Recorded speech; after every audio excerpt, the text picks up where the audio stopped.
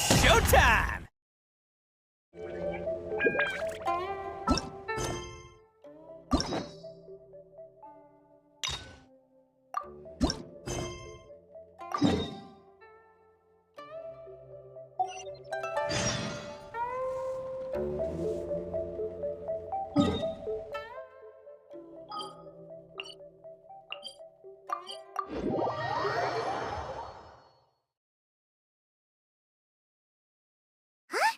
Is that Navia over there? Oh, it's been a while. Let's go say hi.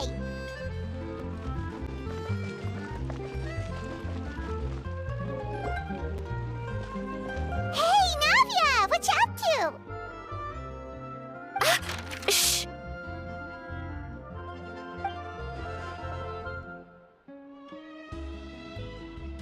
Get lost, Monica! I don't want to see you back here until you're ready to wake up and start doing things properly! Right now, you're a disgrace to my kitchen and to the Hotel de Boer name! It was an accident. I'm sorry, did you hear me asking for excuses? No, I'll do better, I promise. Why is she so aggressive? She won't even listen to what the poor girl has to say.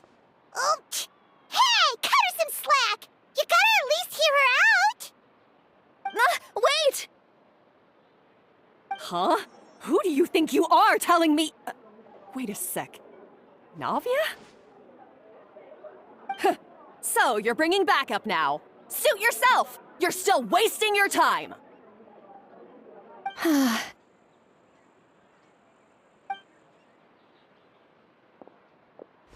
Savannah, is this how you always treat your staff?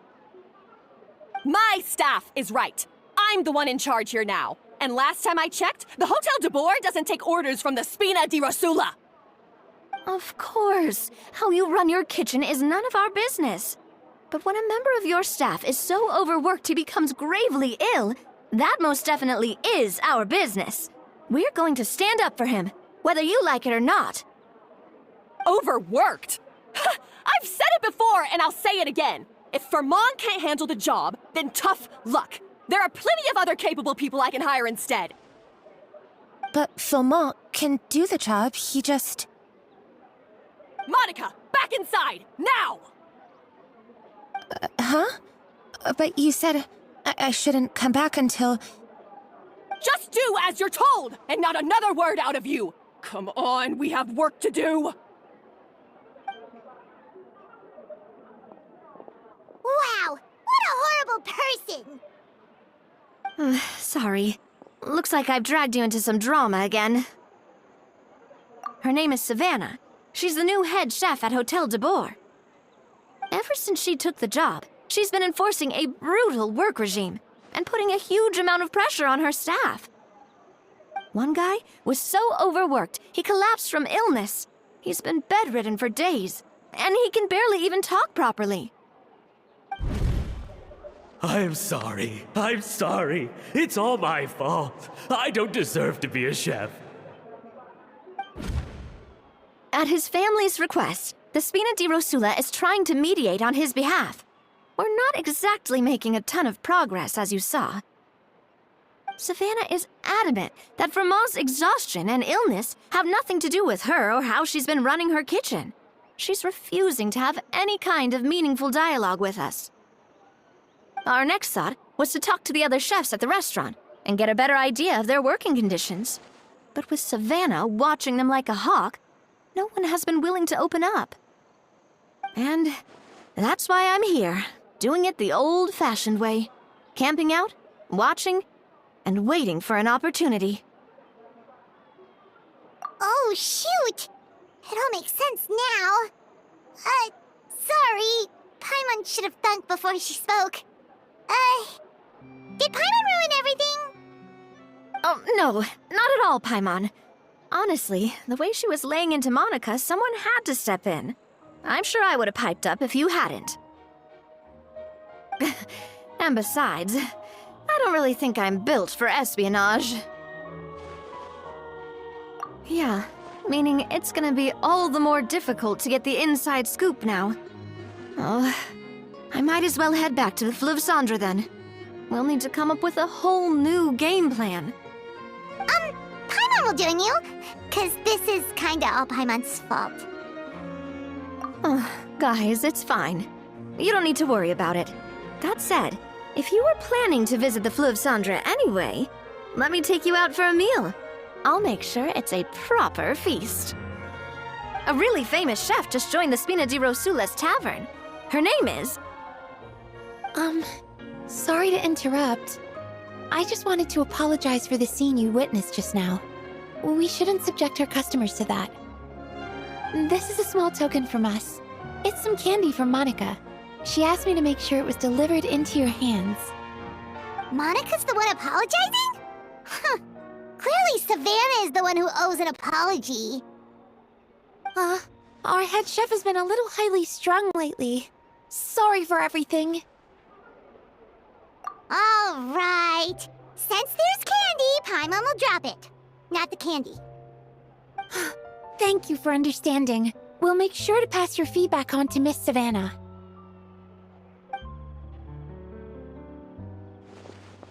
a little highly strung, huh? Paimon doesn't get it. How did someone like her even become head chef? Well, according to Fermat's family, she hasn't always been like this. But that's a story for another time. Let's try this candy. Oh, Paimon totally gets it. Come on, dig in! Huh? Hold on, there's something written on the wrapper.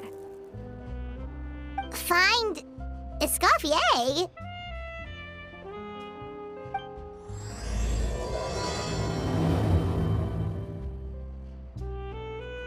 Escoffier? Could this mean... Huh? You know that name, Nadia? Yeah. Let's stick to the plan and go back to the Fleuve Cendre for now. That's where we'll find Escoffier anyway.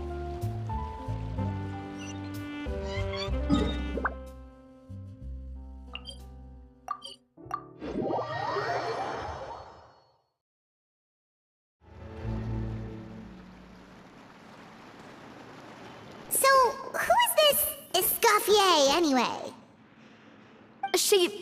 Well, for starters, she used to be the head chef at the Hotel de Bourg, before Savannah. She recreated the legendary Gâteau de Bourg and restored the restaurant back to its former glory. Safe to say, she's the most renowned head chef in the Hotel de Bourg's history, after the culinary genius Modeste himself. Gâteau de Bourg? That's the super exclusive cake that they only sell a few slices a day, right? Wow. Why the heck would she let Savannah take her place? Well, apparently, the Hotel de Bourg was reported for a safety incident. Someone claims that the kitchen was adding an illegal substance to their menu. But none of the chefs had any idea how it could have gotten into the food. In the end, Escoffier decided that as head chef, she should take responsibility, and she was sent to the fortress of Meripede. The Fortress of Meripede? Well, you're right. The quantity of the substance they found was fairly minimal. Even the guards believed the whole thing was probably just an accident. Escoffier didn't have to stay in the fortress for long, but still, by the time she returned, the role of head chef had already passed to Savannah.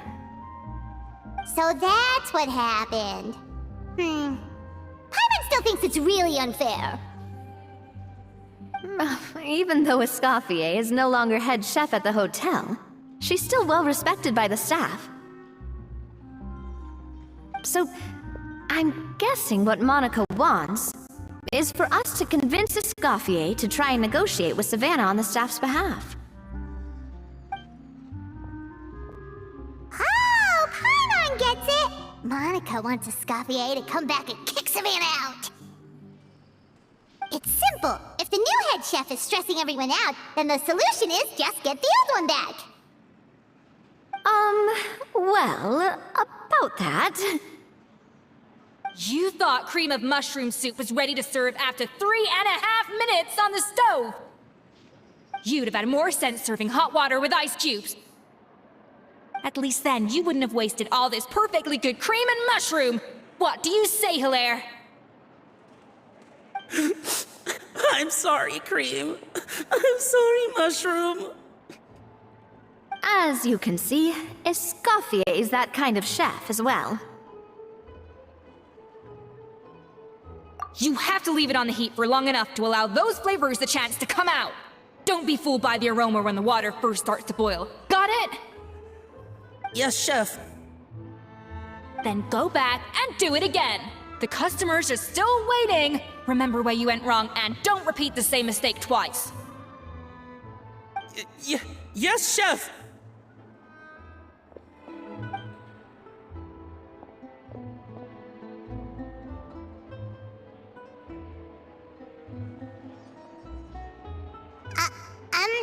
Excuse us, we're... Waiting to be served? Sorry, we're pretty busy. I'm afraid you have to join the line. Oh, no, we're not here to eat. So you're not paying customers? Then I'm afraid the wait will be even longer. It's hard to talk to Escoffier when she's in the zone. Let's take a seat. We can catch up while we wait.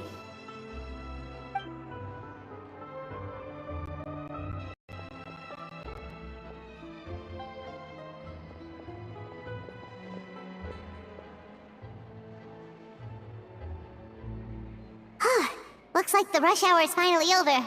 Is it always this busy here? These days, yes. I'd say business has tripled since Escoffier joined as temporary head chef. Well, in her words, the Hotel de Boer doesn't need her anymore.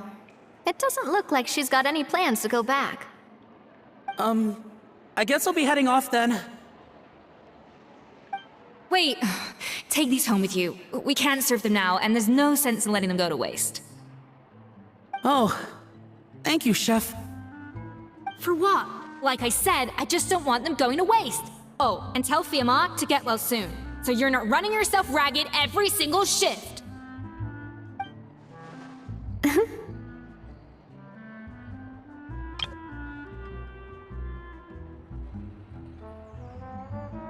Fiamma. That's the second time we've heard that name. Who is that again? He's the chef that fell ill from stress. Hilaire is his son. And with Mom stuck at home taking care of Dad, he decided to pick up some work to help pay the bills. Escoffier knows their situation, so she's been making some extra food every day for him to take home.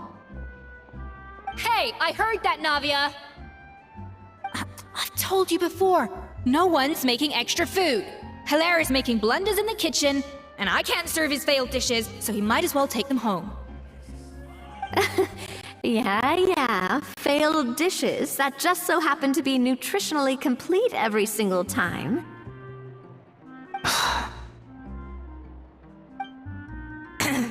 So you two must be the world-famous traveler and his companion, Paimon. Yes? Is there something I can help you with? Oh, so you know us already. We'll skip the introduction then. We're here to talk about Savannah. Oh, I certainly am. The Spina's headquarters are right next to the tavern. And I've lost count of the number of times Navi has come to pester me about it. But I don't work for the Hotel de Boer anymore. And being ex-head chef doesn't give me the right to interfere with that business. Besides, I'm the one who persuaded Savannah to take the job in the first place. What? Well, she was a much gentler person back then. A little timid, even. She wasn't at all confident that she was the right fit for the role. That's hard to believe. Are we definitely talking about the same Savannah here? Honestly, I do wonder if she's just emulating me. I mean, I'm not the most pleasant head chef to be around either. Anyway, suffice to say that given the history between us, it'll be tricky for me to tell her she's doing her job wrong without coming across like a huge hypocrite. Fiamma and the others probably think that Savannah gets it all from me. I wouldn't be so sure about that, Escoffier. Look at this note we got from Monica. She mentioned me. Whatever shortcomings you feel you have, it looks like Monica still trusts you. As for the others, well, how can you know what they think unless you ask them? Monica. Plus, it's not like we're asking you to storm in there and raise hell. We're only in the initial phase of our investigation. All we're trying to do is get the other chefs to open up to us. Oh, Monica. Oh, Monica! Escoffier? I can't believe her! Powdered sugar is supposed to be applied sparingly. Look at all that on the wrapper. It's thicker than the sole of my shoe. Unbelievable! I won't stand for this. She has to learn. Come on, we're going. Wait, so now she's,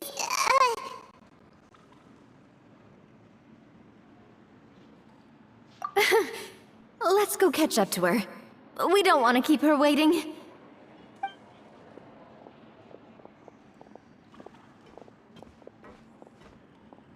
I guess I'm finally on the right path.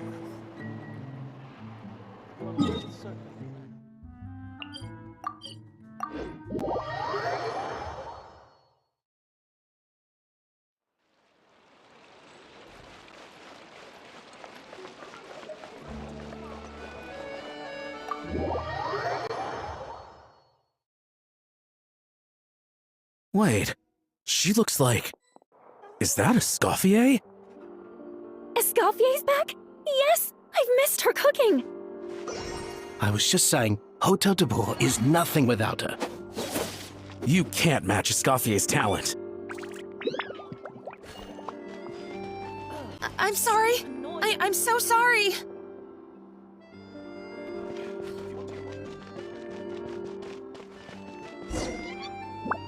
I'm sorry, I'm so sorry. I messed up your order. Oh, I wouldn't go that far. Maybe the taste is a little off, but if you hadn't brought it up, I don't think I would have noticed. But, please, you have to forgive me or Chef is gonna... Okay, I know. I'll kneel before you. What the heck? Get up, Monica! Can't you see that you're just making your customer feel more awkward? Escoffier? If you want forgiveness, then do what any self-respecting chef would do. Make the dish again. And this time, get it right. You cannot go begging your customers to feel sorry for you. Savannah said that I'm not allowed back in the kitchen until I've corrected my mistake. But if I can't go back into the kitchen, I can't do the dish over. That's some backwards logic. How can you fix your mistake without being allowed to cook? If this is what Fermat had to put up with, then no wonder he had a breakdown. We apologize for interrupting your meal, sir. It's fine. With my layman's palate, it's not like I can tell the difference anyway. I was actually quite enjoying my meal until she appeared out of nowhere and started apologizing. Gave me a bit of a fright, to be honest. Oh, well, it's because Chef Savannah tasted a bit of the leftover soup from my pot and then threw me out of the kitchen. Gosh, that's pretty strict. Has she always been that way? I don't recall things being like this when Escoffier was head chef here. I gotta say, you're all looking a little worse for wear these days. I mean, Escoffier was strict too, but I think the difference is that her criticism was more constructive, so you knew what you did wrong and how to improve, and we all knew that it came from a good place. Chef Escoffier was hard on us because she truly wanted us to reach her level. But these days, whenever we make a mistake, we just get told to wake up, get your head in the game, or just do it again. And it's only gotten worse since word got out that Chef Escoffier had started working again in the Fleuve Cendre. Monica, you don't need to call me chef. I'm not the boss here anymore. Yeah, but through no fault of your own. What happened back then? That wasn't on you, and all of us know that. That banquet was a huge event, and so many staff were involved every step of the way. With so many moving parts, there's no way of knowing how that lumiline ended up in the food we served. Lumiline? What's that? A new drug from the Fontaine Research Institute, produced from an extract of the lumitoile. Apparently it sharpens the senses. so they used it to treat people with impaired responses to stimuli. Oh, yeah, I've heard about that. They found out you can use it as a flavor enhancer since it stimulates the taste buds. Makes things pretty addictive. They also found that overuse can have mood-altering effects and even lead to nerve damage, so it quickly ended up on the guards' list of controlled substances. Unfortunately, however, some food products containing the additive had already made it to the market by the time the guards banned it from the restaurant industry. Everyone knows that in all likelihood, someone probably just purchased a batch of contaminated ingredients by mistake. But you took all the blame. We all know why. You just didn't want to see this turn into a place where tensions are constantly running high, because everyone's suspicious of each other all the time. And now look at you, a fry chef in the Fleuve Cendre. What are you trying to say? Sure, the Spina's Tavern is no Hotel de Boer, but come on, it's not that bad, is it? Oh, the Fleuve Cendre, you say? Great. That's where I'm dining from now on. Monica, I'm very happy with my current job. And there's no changing the past. We just have to let bygones be bygones. Besides, at the end of the day, I was the head chef, regardless of whose mistake it was. Ultimately, the responsibility lay with me. If only Savannah was half the boss you were. I'm sorry? Do you have a problem with my conduct as head chef? No, chef. So, you do remember who's boss? Escoffier? I thought you'd left this place for good. What are you doing back here? What happened to you, Savannah? Why are you acting like this? When I turned this place over to you, You made me the head chef and gave up your right to tell me how to do my job. You're not the boss here anymore, so stop acting like you own the place. Whoa. Sounds like someone has a chip on her shoulder. Oh, Savannah! My God, have you grown a temper since I last saw you? Have you put even half the amount of energy into improving your cooking skills, or are you still using the Pluie Lotus as an off-brand marcotte, thinking no one can tell the difference? That's none of your business! What happened to not storming in and raising hell? Ho ho! I was not expecting to see something this spicy as soon as Escoffier returned. Huh? Fanasium? Aye, miladies. Might I make a humble suggestion? Given that we have ourselves a tête-à-tête between chefs at the Hotel de Boer, I dare say it would be de rigueur to settle this the traditional way. The traditional way? That can only mean one thing. That's right! I'm talking, of course, about the tradition established by Modeste himself. The cooking contest! According to legend, the founders of Hotel de Boer, Modeste and Savelli, used this method to resolve all of their disputes. Everything from petty arguments over next week's menu to disagreements over the strategic direction of the restaurant. The cooking contest would decide who had the final say. It sounds like they had a lot of free time on their hands. Ah, well, it might sound that way to us. But in fact, the cooking contest played an enormous role in motivating chefs to hone their skills, reaching new heights of excellence in the culinary arts. And indeed, the reintroduction of this institution in recent years has surely been instrumental in transforming the Hotel de Boer into the top-ranking restaurant in Fontaine. Reintroduction? Someone brought it back? Who? What say you, Escoffier? Surely you of all people won't back down from this challenge. It was you who put the rule in place, after all. Sure, I reinstated it, but I'm not a chef at Hotel de Boer anymore. Isn't this bending the rules a little?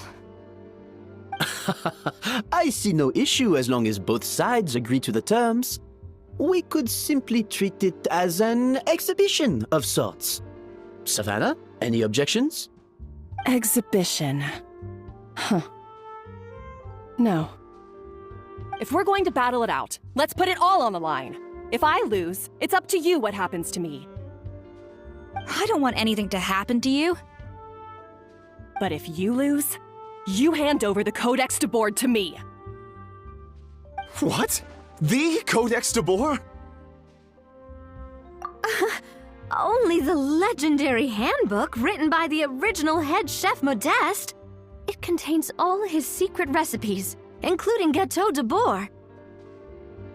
It's the greatest treasure in Fontaine's culinary world, and only the present and former head chefs of the Hotel de Boer have the right to read it. Present and former? Wait, but that already includes Savannah, though. What do you want that old thing for? You have your own copy, don't you? Don't take me for a fool. You know perfectly well what I mean. I want your copy, the original version, the one you took with you when you left us. I'm sorry, I must be missing something. You know, there's no difference between the original and the copyright. They contain the exact same recipes. Stop trying to change the topic. What's wrong, Escoffier? Scared you're gonna lose to me? Or are you scared of me getting my hands on the original codex? Savannah, you may remember that we gave her the original as a parting gift to thank Escoffier for her years of service. Asking for it back feels a little,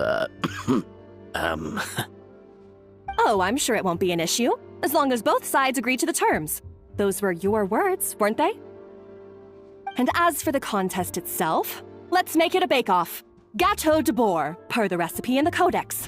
Well, Escoffier, you against me. Are you in or out? You sound surprisingly confident. Alright then, let's see how much you've actually grown. I hope you surprise me, Savannah. I'd hate to find out that all you've learned after this long is how to chew people's heads off. Believe me, I'll show you. Escoffier, are you sure this is a good idea? You accepted her terms a little hastily. Oh, it'll be fine. Let's head back to the Fleuve Cendres so I can get prepping. I do apologize. This whole ordeal reflects rather poorly on us. I'm afraid it's not quite that simple. The Hôtel de Boer runs as more of a partnership, you see. It was founded by two friends, Modeste and Savelli, and it's been that way ever since. So, while I am technically Savannah's boss, it's not really my place to interfere with the business of the kitchen. To be perfectly honest with you, that's part of the reason why I suggested a cooking contest. If Escoffier wins, it would be the perfect opportunity for her to talk some sense into Savannah. Or, of course, if she wanted to return, then... But anyway, I'm getting ahead of myself. Whatever the outcome, this contest will hopefully serve as a turning point for us. Please, pass on my best wishes to Escoffier. I must say, Savannah surprised me with her confidence. Does she really believe she can best Escoffier in the kitchen? I thought she was just blowing off steam when she first raised the idea to me.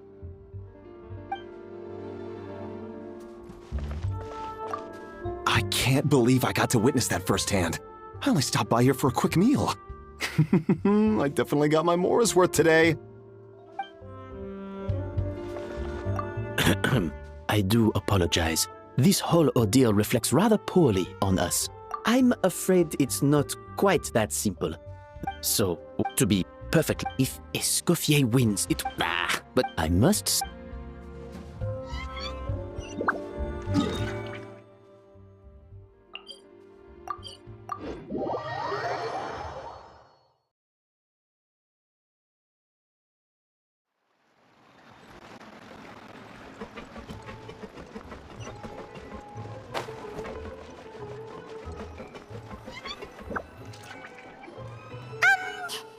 So, this whole bake-off thing kind of came out of nowhere.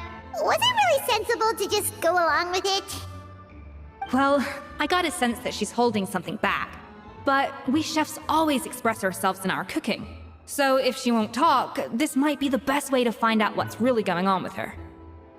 Huh? Holding back? Sure didn't sound that way to Paimon. Escoffier only picked up on it because she's the same way. Always closed off, never letting you know what she really thinks.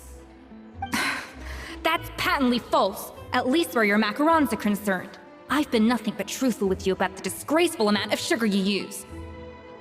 Okay. That's one case where you can keep your thoughts to yourself. Oh, that? Well, it's not so much a recipe book as a diary of Modeste's adventures. Back in the day, he and his good friend Savelli explored far and wide, partly adventuring, partly looking for new ingredients and developing new recipes. Their creations had an enormous influence on the course of Fontaine cuisine, turning it into a much more vibrant and diverse scene. For instance, legend has it that the original Gâteau de Bourg was made using a special secret ingredient that Modeste discovered on one of his adventures. So rare was the ingredient that they could never make more than 16 slices of the cake per day. But everyone who tried it claimed that it was one of the most blissful and invigorating things they had ever tasted. Modeste and Savelli went on to found the original Hôtel de Bourg, which catapulted them to stardom in Fontaine's culinary world. Especially Modeste. He was hailed as a once-in-a-generation genius, and over time, the recipes from his adventure log became known as the Codex de Bourg. Ah, Paimon's heard this kind of story before. Armed with the Codex, the Hôtel de Bourg took its rightful place as the finest restaurant in the land, serving those recipes for centuries to come. Something like that? What? No, of course not! Cooking is a constantly evolving art form. How can any restaurant survive if they only serve food that was popular last century? Anyway, never mind centuries. Savelli and Modeste parted ways not even 10 years after their rise to fame. Then, Modeste passed away while he was still in his prime. And that was it. The end of the Hôtel de Bourg's heyday. It fell into decline, and for most of its history, it was just a nondescript place with a couple of cheap tables. It's only in recent decades that it started recovering. Even then, it still took numerous relocations and changes of management before we finally ended up with Vanigem and the restaurant we have today. Oh! So the Codex really isn't all that, then. Paimon figured it was like one of those mystical books they have in Liue's martial arts novels, where the main character learns all their secret powers from. Yes, well, that's fiction, and this is reality. You can't meet the tastes of modern diners by following some ancient recipes from a dusty old book. Case in point. Even the Gâteau de Bourg they sell now is actually Escoffier's reimagination. Wait, really? Why though? Didn't that recipe make it into the Codex? It did, but like I said, it's the dusty old book now, and the records aren't as legible as they once were. Not to mention that there's no way of finding the secret ingredient Modeste wrote about. So, reimagination is right. I consulted some historical records and took what I could from the Codex. But ultimately, the Gâteau de Bourg of today is my own recipe. As for why we gave it the same name and kept the tradition of only selling 16 slices a day, well, you've got Vanigem's business sense to thank for that. Oh! Huh. Well, that kind of takes all the mystique out of it. Hey now, it might not be the original Gâteau de Bourg, but it's still the most delicious cake in Fontaine today. And who knows, maybe Escoffier's version is more suited to your palate. Just think, if the original truly was the perfect cake you're imagining it to be, there's no way the recipe would have been lost to history, right? Not to mention that the Hôtel de Bourg never would have fallen into a slump. Anyway, before I left my role as head chef, I made a copy of all the recipes from the Codex, including my own improved versions, and turned them over to Savannah. So why is she so interested in the original copy? Could it be a symbolic thing? Like, whoever holds the original Codex de Bourg is the true head chef? Well, it was clearly precious enough to give to Escoffier as a parting gift. Meanwhile, Savannah only got a copy. Maybe from her point of view, it's like management doesn't truly see her as being worthy of the role. You think so? The only thing is, it was her suggestion to give me the original in the first place. Well, a joint decision by her and Vanigem. But still. What? Huh. Guess she's had a major change of heart since she became head chef. Yeesh. Who knows? We could speculate forever. Better to just let our gato do the talking. It means besting her in this bake-off, and then getting her to explain herself, even if I have to beat it out of her with a spatula. However much she's changed since we worked together, I believe that she still has her chef's pride. And if she respects the art, she'll respect the outcome of our contest. Well, I'm confident that you and your spatula can get justice for Froment. All you need to do now is win the contest. But that should be a breeze for you. Let's not get too ahead of ourselves. Gâteau de bourg is very complicated to make. Usually, it takes 3 chefs working in tandem to cover everything. Now, if I had to push it, I could probably do the work of 3 chefs myself. But I'd prefer to play it safe if I can find a couple of assistants in time. Well, that's easy. The 3 of us are veterans in the kitchen. You just need to pick 2 of us. Well, I have heard the Traveler is an accomplished cook, as well as a warrior. But be warned, I will hold you to exceptionally high standards. Think you're up to the task? Oh, count me in too. I've spent weeks perfecting my macarons after your scathing review. Even if it means competing against the Traveler, so be it. I'll show you what I'm made of. Confident. I like it. Alright, let's start with some elementary mise en place. Show me your knife skills.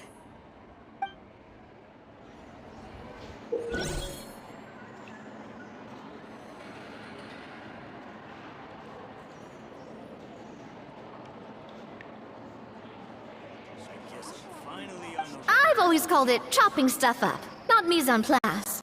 But it's basically the same thing, right? Oh, Navia. The difference in your case is that mise en place is chopping stuff up without sending juices flying all over the kitchen.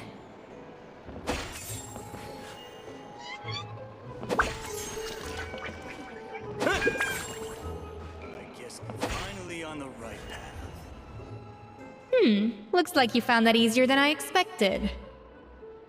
Yeah, thankfully it was pretty straightforward in the end. You made it sound like we'd be carving statues out of fruits or something.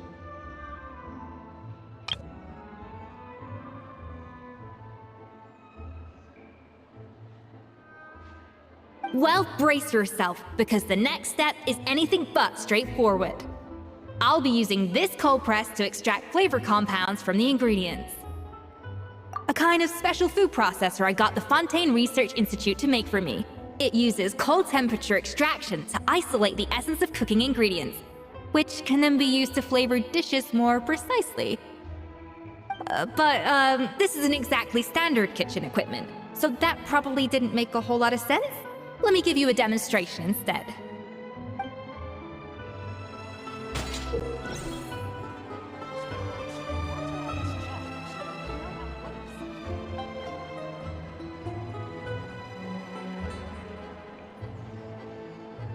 Custom-made equipment from the Fontaine Research Institute, huh? That's some pretty high-tech food prep. Paimon's never used anything this weird before. Cool. No, weird.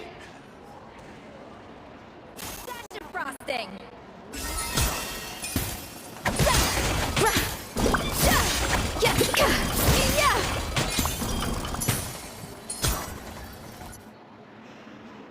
And done!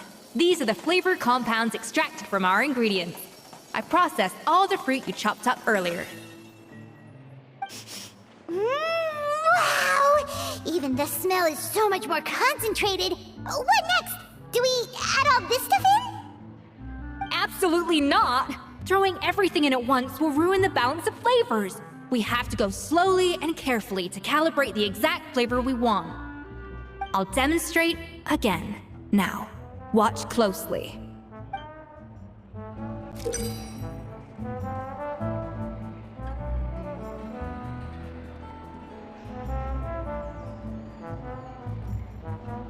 I guess I'm finally on the right path.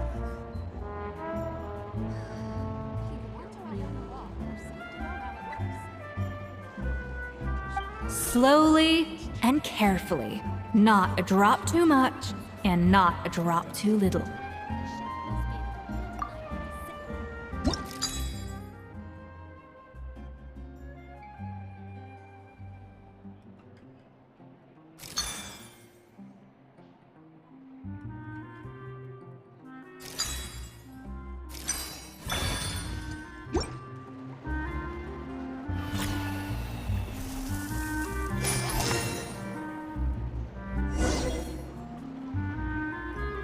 And voila!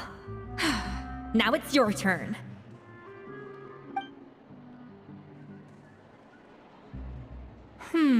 Not terrible. Considering this was everyone's first time blending flavor extracts, it could have been worse.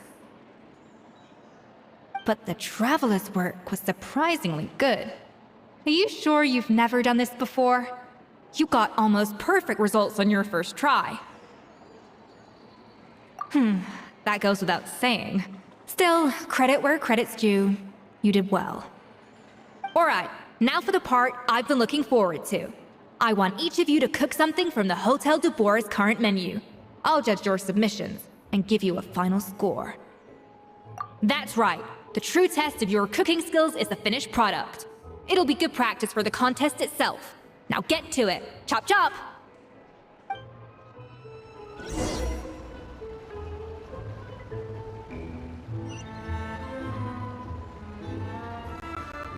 I guess I'm finally on the right path. How's it going? Have you picked a dish yet? Choose wisely. I expect you to present the most delicious thing on the menu.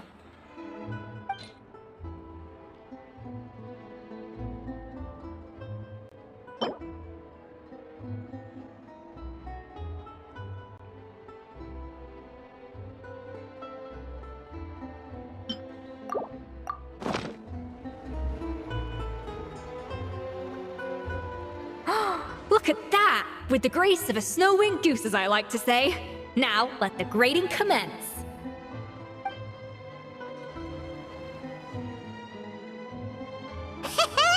Pretty good, right? Not to brag or anything, but Paimon's a bit of a connoisseur when it comes to la food. 6 points. What? Oh, well, fair enough. Paimon doesn't cook all that often, so as long as it's a pass. That's 6 out of 100. What?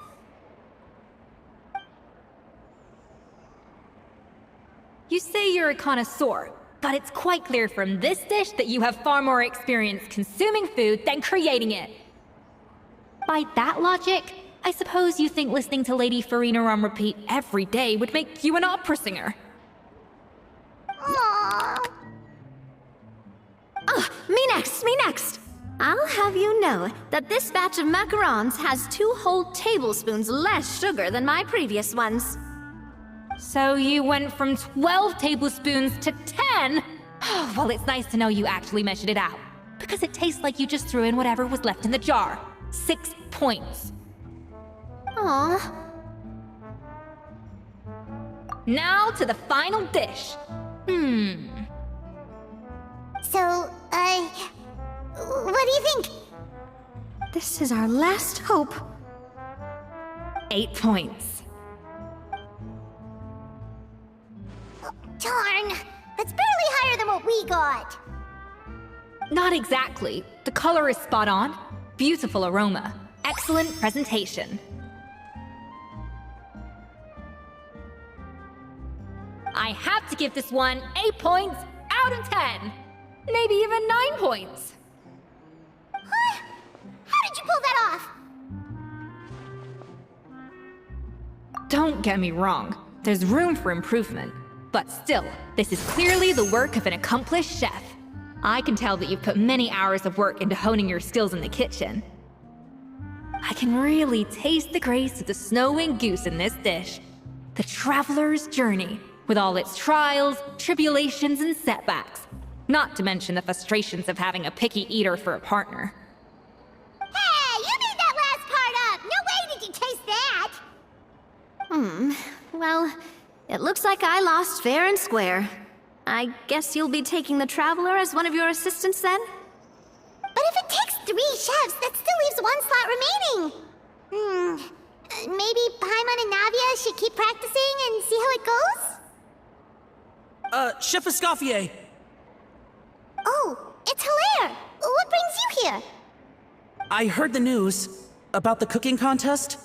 You're doing Gâteau de Bois, right? I was just wondering if you needed any help. And you think you're up to the task, do you?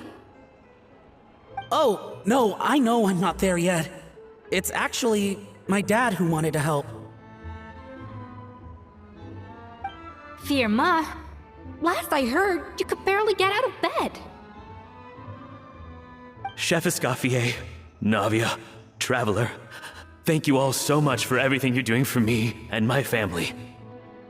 I've had enough of sitting around at home while you run yourselves ragged. If you let me, I'd like to help you win this cooking contest. Yeah, I was gonna say the same thing. Don't you worry. I'll be fine. I'm feeling much better now. I'm sorry. I know I've been rather useless these past few days, but not anymore. The fact is, I'm a fine chef, despite recent events. I've proven myself in the Hotel de Bourg kitchen, so if anyone's qualified to work under Chef Escoffier, it's me. I think. I hope so.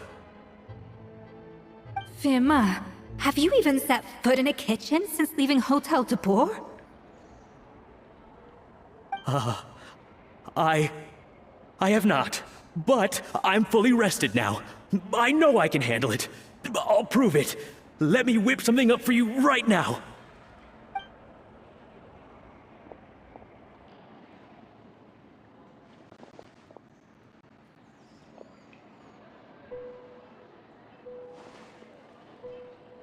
Huh? That's strange. Why are my hands shaking? What do you call this, Firma? I can't seem to grip my knife. Do it again! Again! Again! I... Hopeless. Get out of my kitchen yesterday.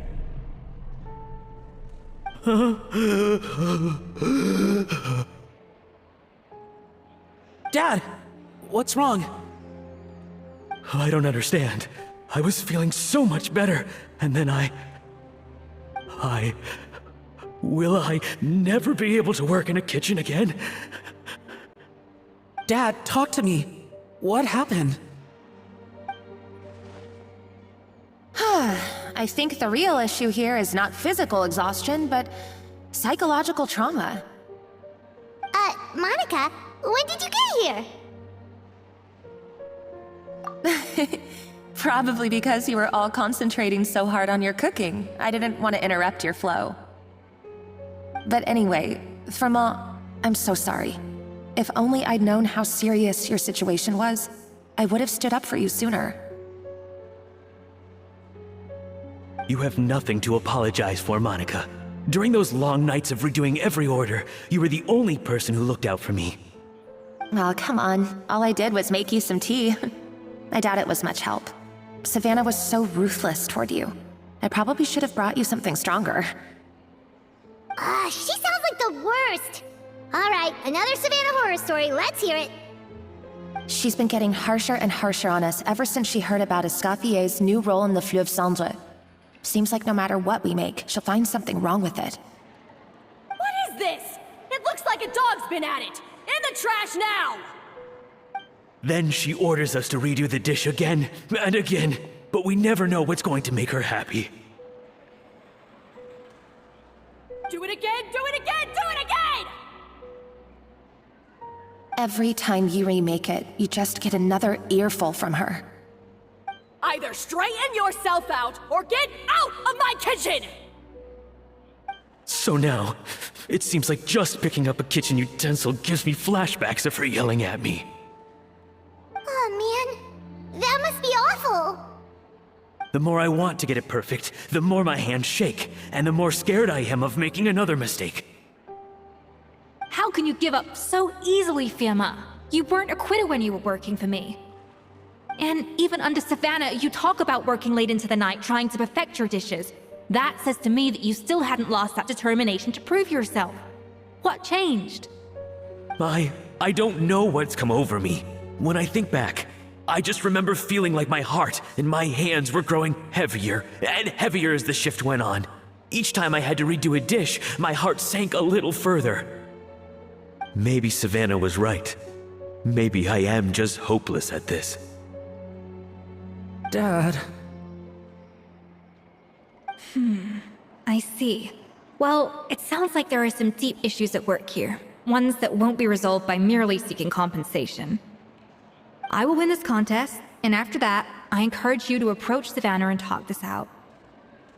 But what if you can't find another assistant in time? Clearly, I'm in no state to help out. You think being one person short will ruin my chances? Let's not forget, I taught you and her everything you know. Even if I had to go it alone, I would present the perfect gâteau. Oh, well, Paimon and Nadia will still keep practicing, just in case. And so will I. Yeah! And if worse comes to worse, we can always get the Spina di Rosula to put out an emergency call for chefs. There's gotta be someone out there, right? Actually, I thought maybe I could help. That's sort of why I'm here. What? Why didn't you say so? I was going to, but then... well, this is the first chance I got. You do this for us? Thank you so much, Monica. Alright, fine by me. But aren't you still working for Savannah? Joining the other side seems like a guaranteed way to put your future employment in jeopardy. I know, but it's alright. I've made up my mind.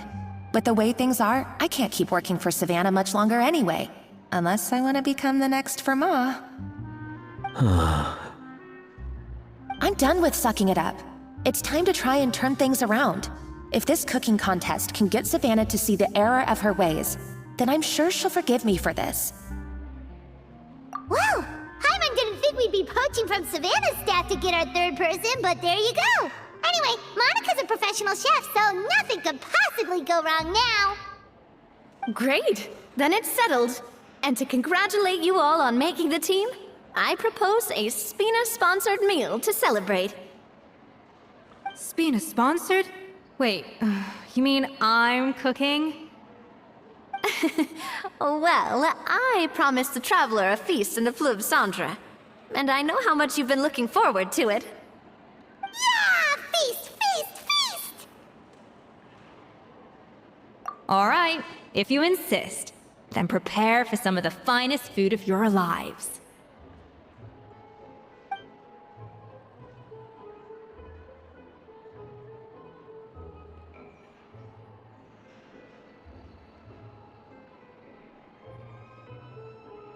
That's not a bad idea, actually. Wait, hold on. You need to finesse that further.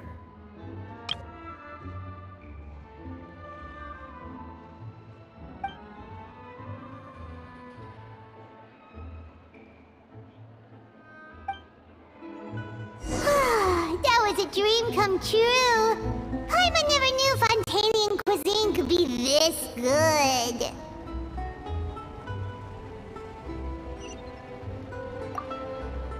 So, this is what Chef Escoffier is truly capable of.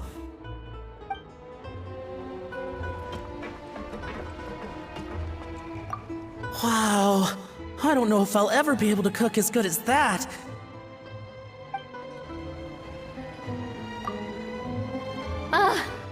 I wish I could eat that all over again. It's not often that Escoffier goes all out like this. And it's all because of you, Traveler. I guess I'm finally on the right path.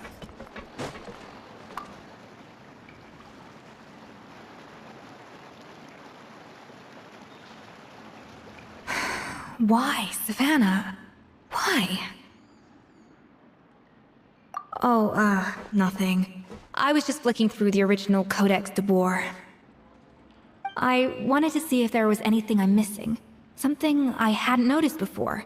That might explain why Savannah's so desperate to get her hands on it. But I can't find anything. It's just some hastily scribbled recipes in between diary entries from Modeste's adventuring phase. And most of it's not even legible anymore. The copy I gave her not only has all the recipes in full, but even includes my own private tips and notes from years of experience. Surely that's infinitely more useful than this old thing. Yeah, maybe. Still, it's just hard for me to imagine that the Savannah I knew would go to all this effort just to make a point. We were. At least I always thought we were. She was a little shy, but meticulous with everything and everyone she dealt with. She made a few mistakes here and there, but she was quick to correct them whenever they were pointed out. And she was always striving to improve as a chef. Those qualities are why I recommended her to replace me as head chef. I never imagined for 1 second that she'd cause Fiamma and the other staff so much grief.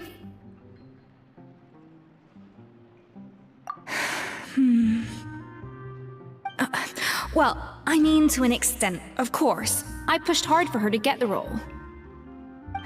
And the idea that she turned out like this because of me is difficult to come to terms with. I wonder if this is how Modeste felt back when he was writing the Codex.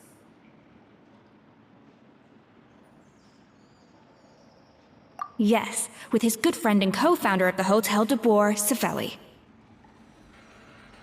The story goes that after Modeste unveiled his Gâteau de Boer and was hailed as a culinary genius, he was admired and adored by all. But his newfound fame slowly drove him and Savelli apart.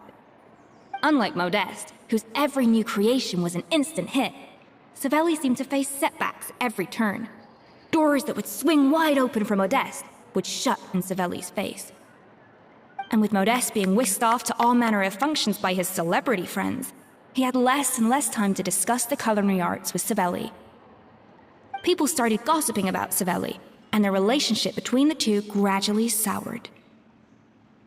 Everything came to an abrupt end when Modeste, still in the prime of his life and still hailed as a genius, suddenly died from an acute illness. And that was it. They neither had a decisive split, nor got the chance to properly reconcile.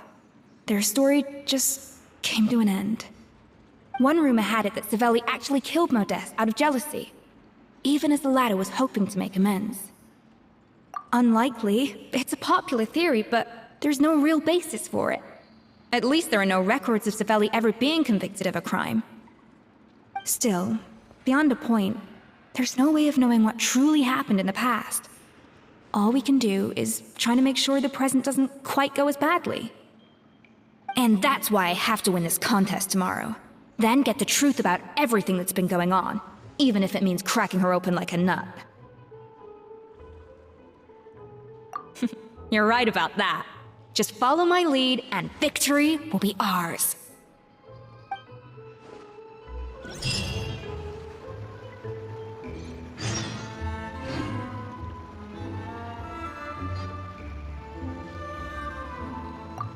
Let's hope that Savannah isn't all sizzle and no steak. After all the work we put in, it would kind of be a shame if tomorrow was a complete cakewalk.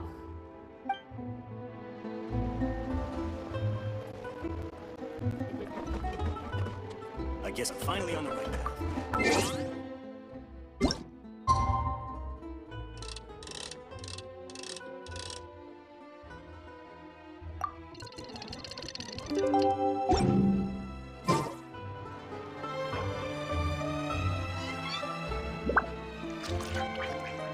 It's Cooking Contest Day! To the Hotel de Boer! Toot sweet!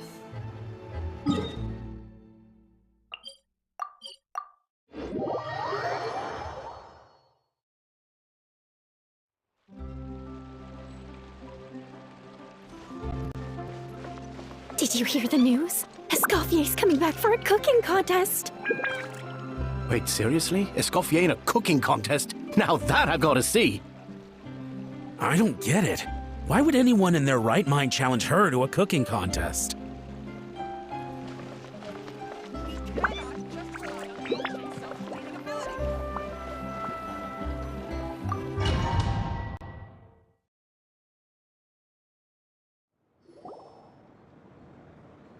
Mesdames et messieurs, welcome one and all to the Hotel de Boer and to this most exciting of cooking contests.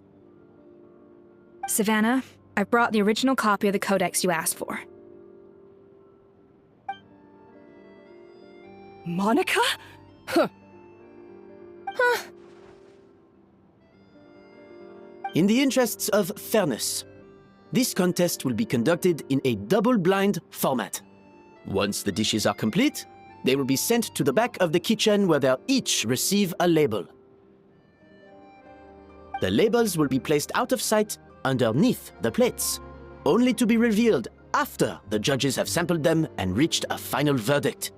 This is to ensure that no one will know which dish is made by which contestant.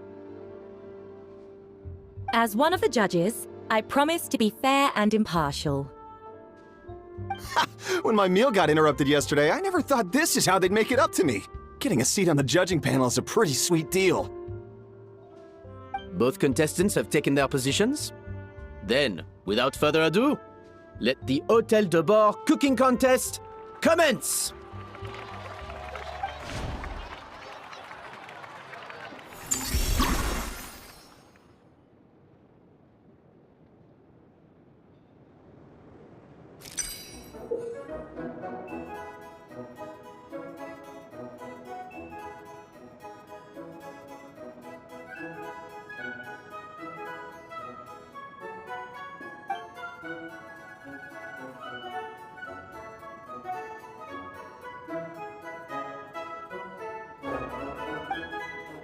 Monica, Traveler, it's go time. Let's do this. Alphonse, Gaspard, get to work! Do not disappoint me. Looks like our two head chefs are raring to go. Like an oven on full blast, this competition is quickly heating up. Even the best chef in the world can't flavor their food without prepping the flavoring, right?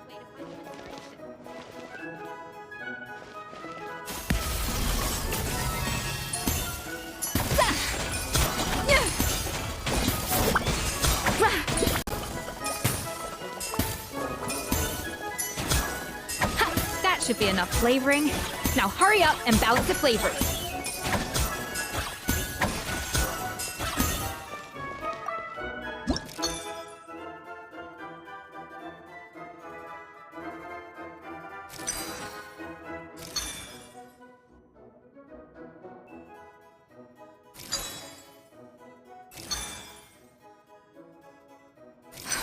Stay calm, Escoffier. There has to be a way to balance the flavors.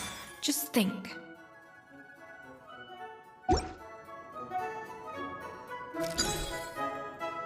Even the best chef in the world can't flavor their food without prepping the flavoring, right?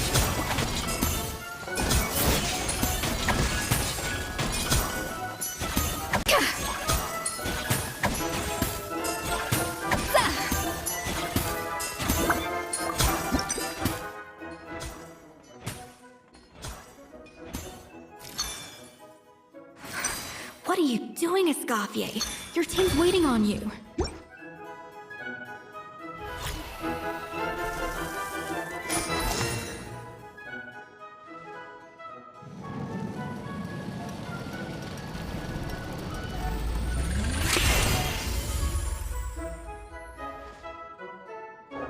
Come on, Escoffier! Come on, Traveler!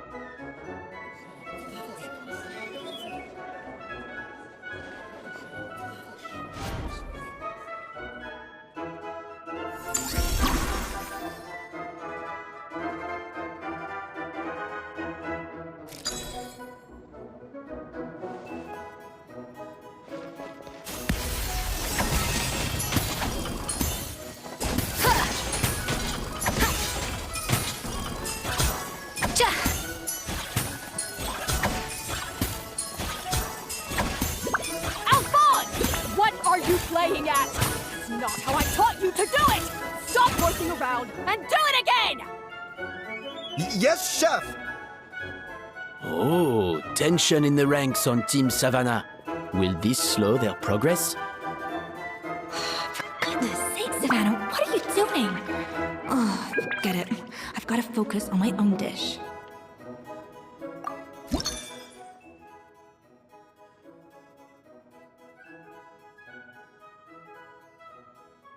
The balance of flavors is about right, but the quantity is too low.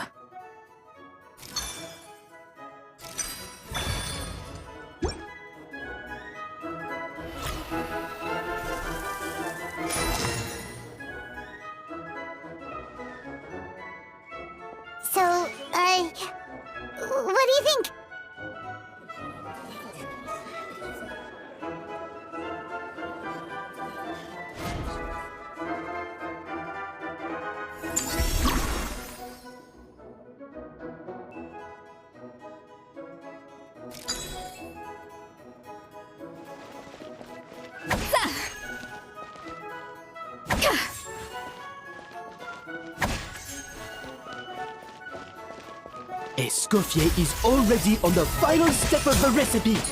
Let's check on Savannah's progress. I think this flavor profile is still a little bit off. Enough! Oh, useless. Both of you, make like an egg and beat it!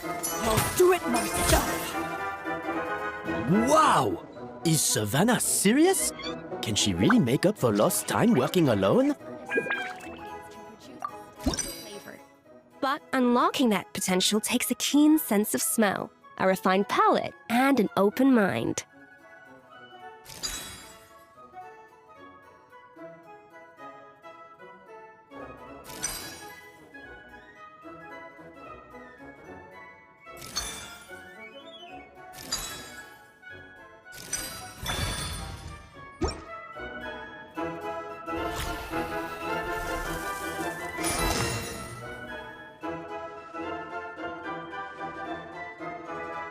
You can't match Escoffier's talent.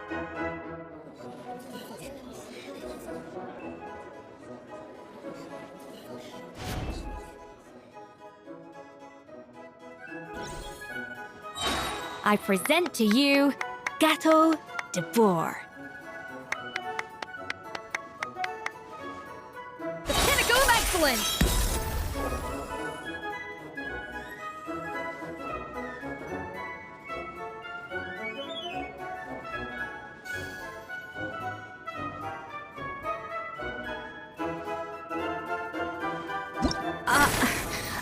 I was just exercising caution. I had to make sure everything was perfect.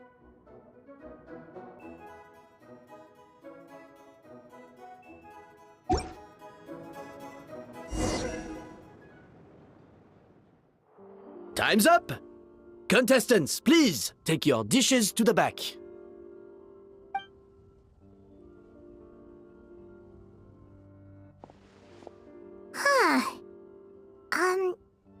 That guy was right. You really can't tell whose is whose just by looking at them. We both made the same dish after all. For all her flaws, Savannah's a talented chef who earned my recommendation for good reason. She wouldn't screw up something as elementary as the cake's appearance. Whoa! This is really rather good. Wonderfully soft and fluffy. Beautifully sweet. This is a masterclass in how to make Gâteau de Bourg.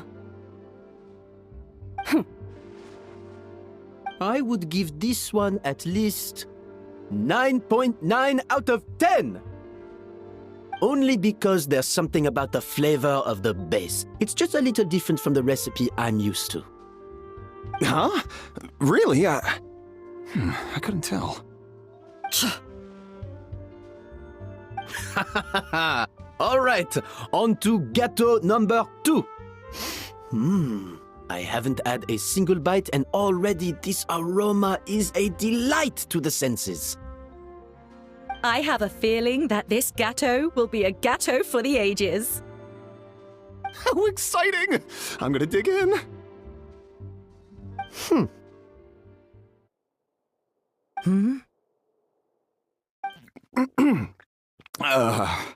I think maybe someone got a little carried away when they were adding the sugar. Not just the sugar, it's the flavors too.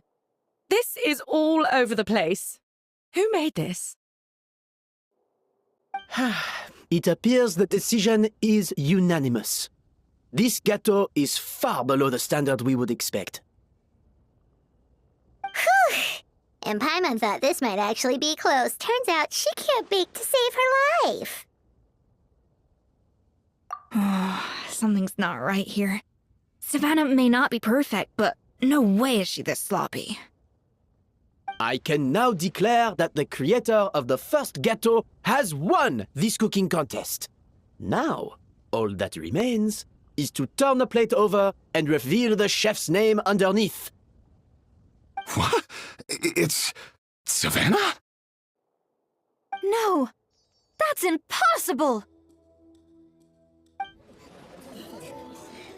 Hey, Savannah! You cheated, didn't you? You cheater! What did you do? Oh, you swapped the plates, didn't you? Well, someone's a sore loser. These cakes went from the oven to the judge's table without me ever laying a finger on them, and everyone here can attest to that. It was Vanishem's staff who labeled them in the kitchen. If you're looking to accuse someone, why don't you start with them? Isn't it more likely that Escoffier's lost her edge? Oh, or maybe her assistants let the team down. You take that back! Judges, we demand a rematch. That's enough! What's done is done. As head chef, or rather as team lead, I take responsibility for the dish I served. Whatever went wrong and however it happened, I should have spotted it. Savannah, I didn't think you'd stoop this low just to beat me in a bake-off. What happened to your chef's pride? I don't know what you're talking about. If you want the Codex to bore that much, you can have it. Escoffier, no! But you must promise me that you'll apologize to Firma and compensate him for everything you put him through. It's a little late to be negotiating terms. The contest is over, and I won. That means you owe me the Codex, and I owe you nothing. Look, Savannah, you may have fooled everyone else, but can you really fool yourself? What I'm offering is to accept defeat without looking to expose what you've done. But only on the condition that you promise to stop putting so much pressure on your staff. Fine. I'll treat this as your final handover of duties from one head chef to the next. So, will that be all, ex-head chef? Or is there any other unfinished business you'd like to leave in my hands? I didn't mean that to be a scolding from your former boss, just a word of advice from a fellow chef and a friend. But I don't know if you're even open to input from other people anymore. I know what I'm doing. I don't need your advice. All right, fine. I'm glad to hear it.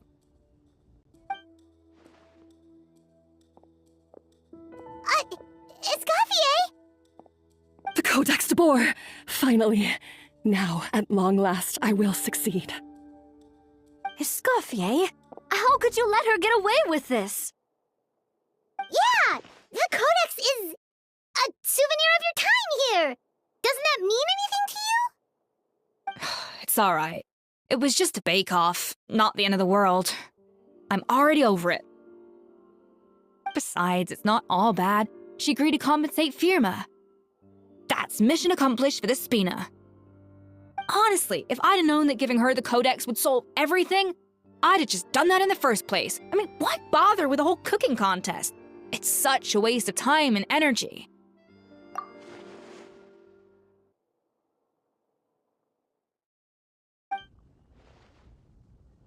No. No! This doesn't make any sense! Huh? That's it? No secrets, no nothing? I don't believe it! This can't be happening. Oh, Chef Savannah! Savannah?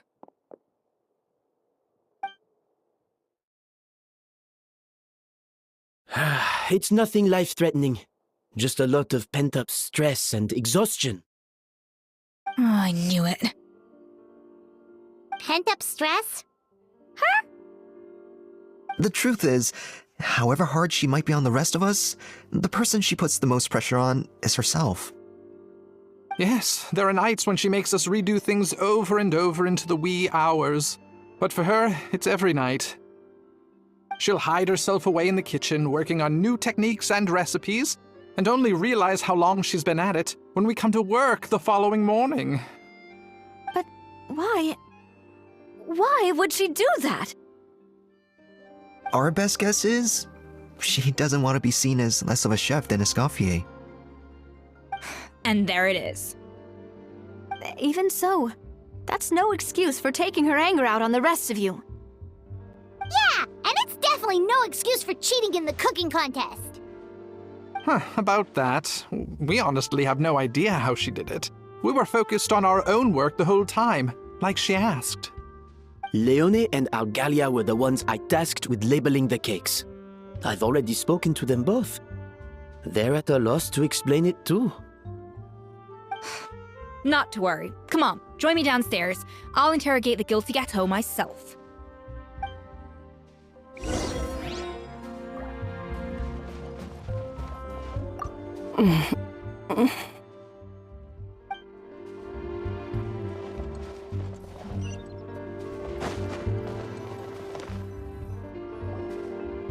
Well, how is it? Have you figured out what it was? Oh, this is aggravated assault on my palate. I'd rather eat wet cement than this. Is it really that bad? I made sure to taste test it before it was served. Oh, relax. This isn't your cake. Savannah never switched the plates. The offending flavors are coming from in between the icing and the cake base, which means someone tampered with it while it was being made. Or in other words, we have a traitor in our midst. I'm sorry. I was forced into it. It was Chef Savannah. She said if I didn't cooperate, she would... Calm down, Monica. I've already accepted defeat. And if I wanted retribution, I would have brought this up when the results were announced. Whatever's going on with you, just spill the beans. There's no need to hide it. I was the one who caused the food safety incident that one time. Food safety? Wait, you mean the Lumaline incident? So you procured the contaminated ingredients? I think so. Savannah and I were on procurement that day. I didn't check everything as well as I should have, and so I let contaminated ingredients make it into the kitchen. But I swear I didn't do it on purpose. I had no idea there was an issue with them, and I didn't know it would end up with Escoffier going to jail. But the last thing I expected was for Savannah to use it as leverage to blackmail me with... This is crazy! So Savannah pressured you into sabotaging Escoffier's cake by threatening to expose your secret if you didn't? I know, it's terrible. I'm so sorry. I was so scared. The thought of Chef Escoffier finding out that I put her in jail, it made me freeze up with fear. I thought Escoffier would hate my guts if she ever found out, and yet somehow that's ended up in me doing something even worse.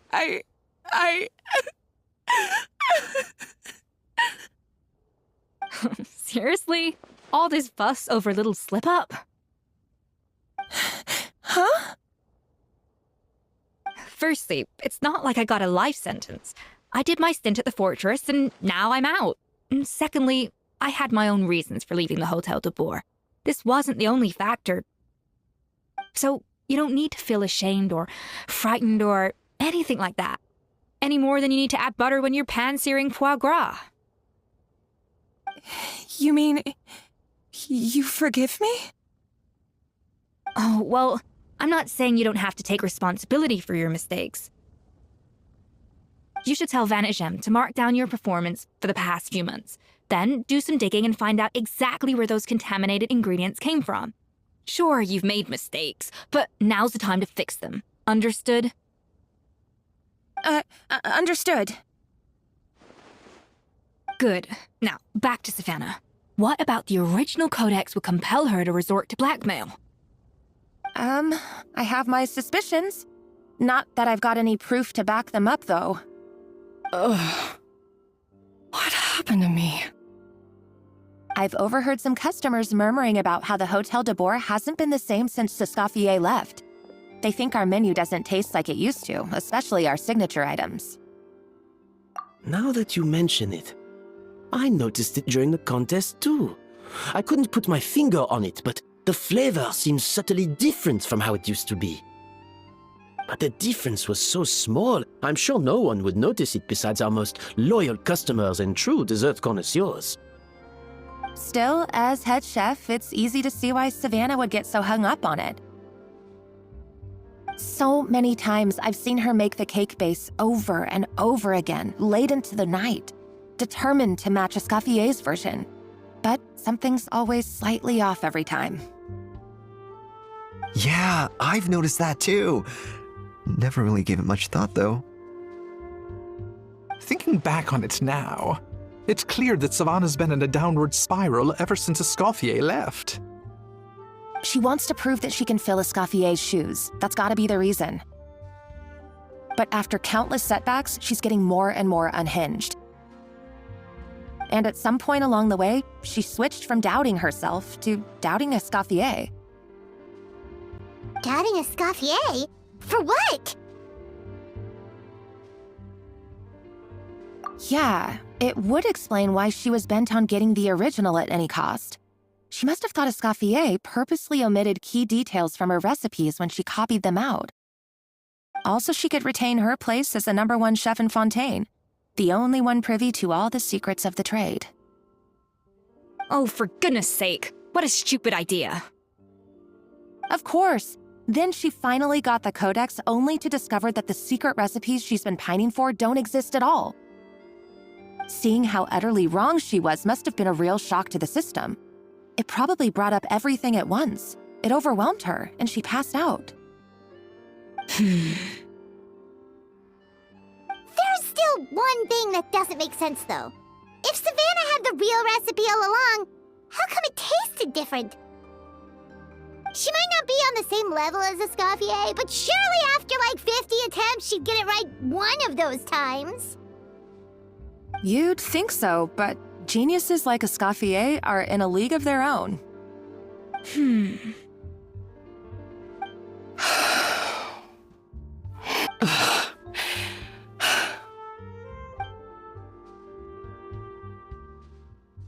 New head chef, you say? What's her name? I don't think I've heard of her before.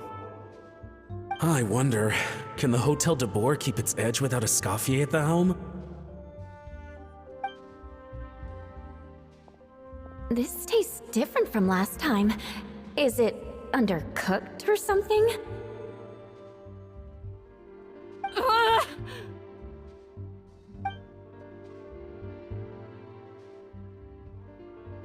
Take this. It's a copy of the Codex de Boer. From now on, you will be its keeper. Don't listen to the doubters. If I say you can do it, then you can do it. Even if you don't believe in yourself, at least believe in me. Hey, did you hear me? Once I'm gone, the restaurant is all yours.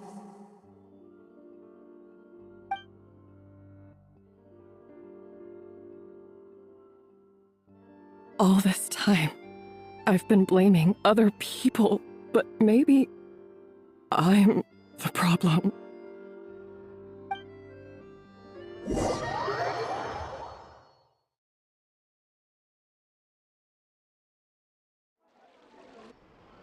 I sincerely apologize for putting everyone out. Savannah's awake now, but I don't think she's ready to speak to anyone yet. Let's give her the day to calm down. I'm sure you'll have the chance to talk everything out tomorrow.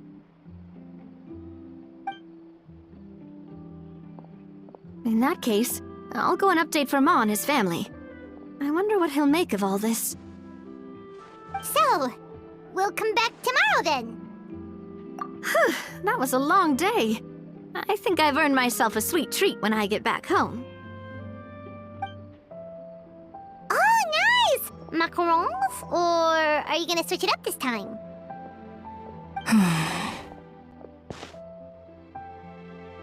Traveler, how much do you know about the snow-winged goose?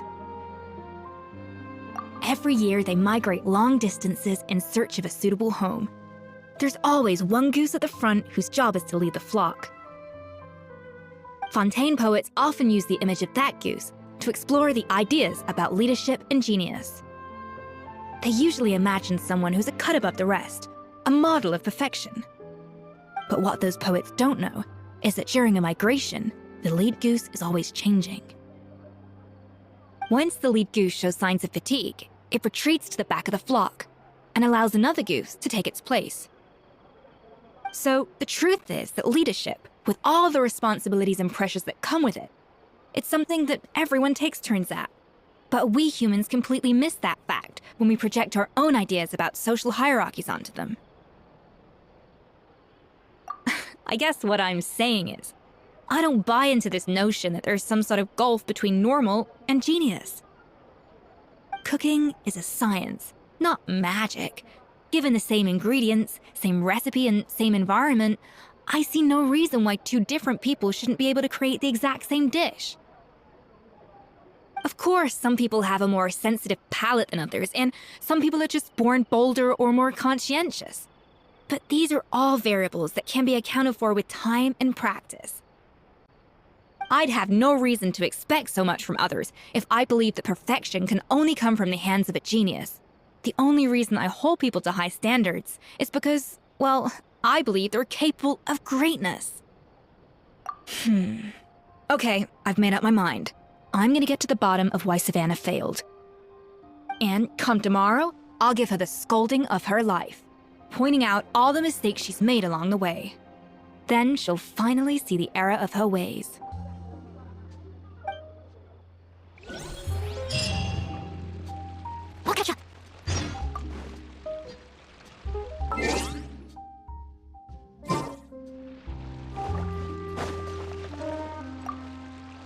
Thank you for your words of encouragement. I'm gonna head to the Hotel de Boer and spend the night investigating. I guess I'll see you tomorrow. Genius? Calling someone a genius is just another way of saying I'm too lazy to figure out how I need to improve. It's a defeatist attitude and I won't stand for it.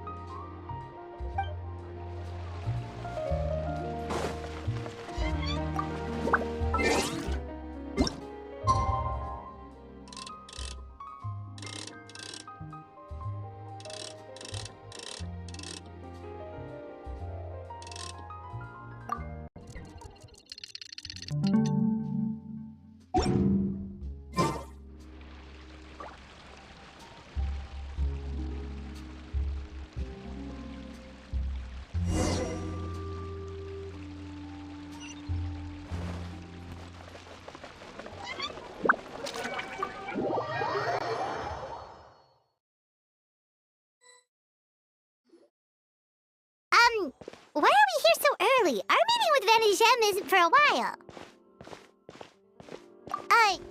Check on her? Why? What happened? Oh no. Escoffier, are you alright?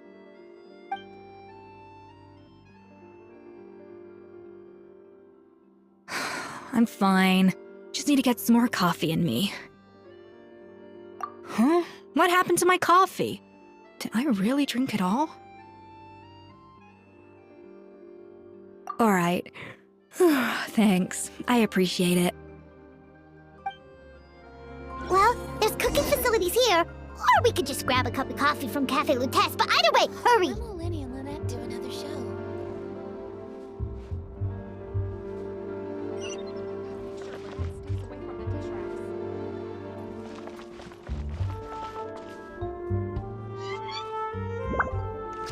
Art is the key ingredient in fine dining.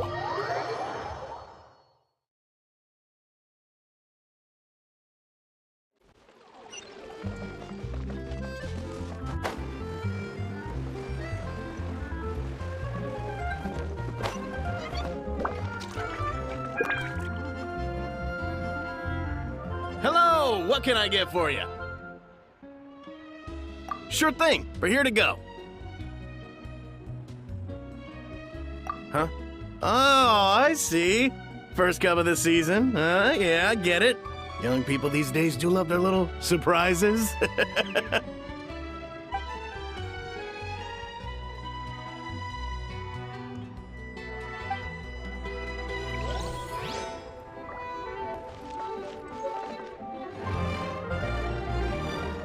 tea here just keeps getting more bitter.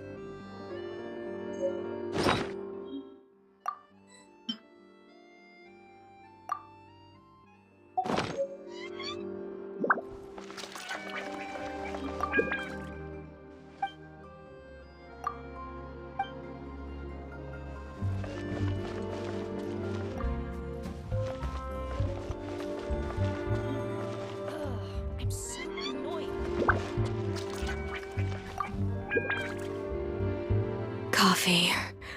Need coffee.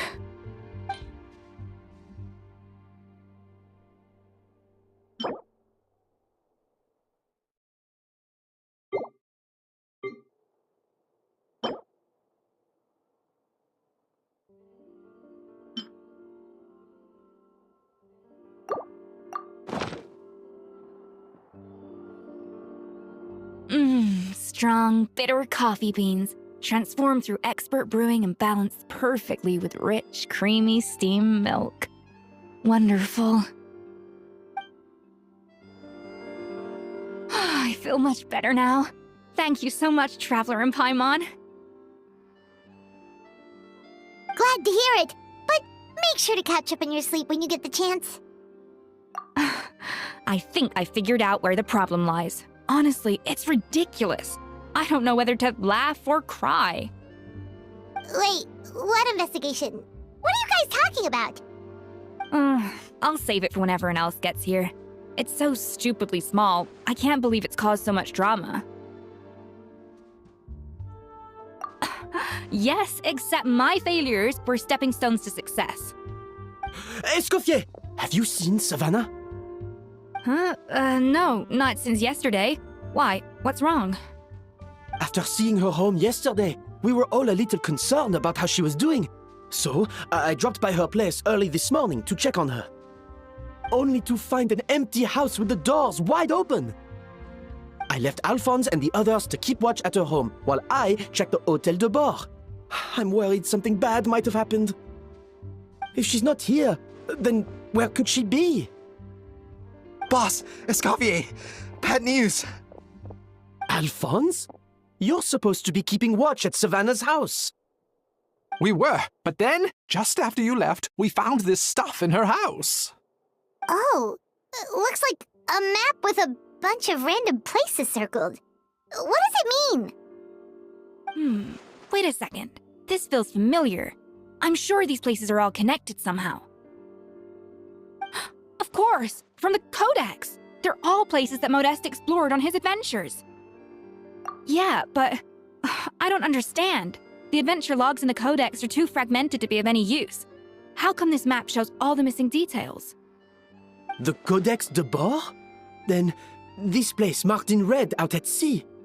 Could that be the fabled birthplace of Gâteau de Bord? Seriously? So now she set her sights on finding the original recipe and beating Escoffier that way?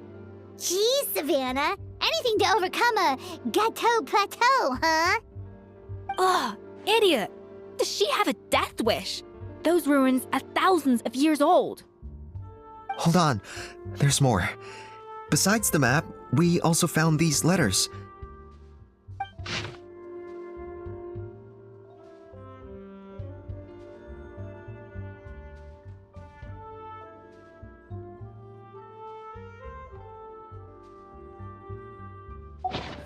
It was you.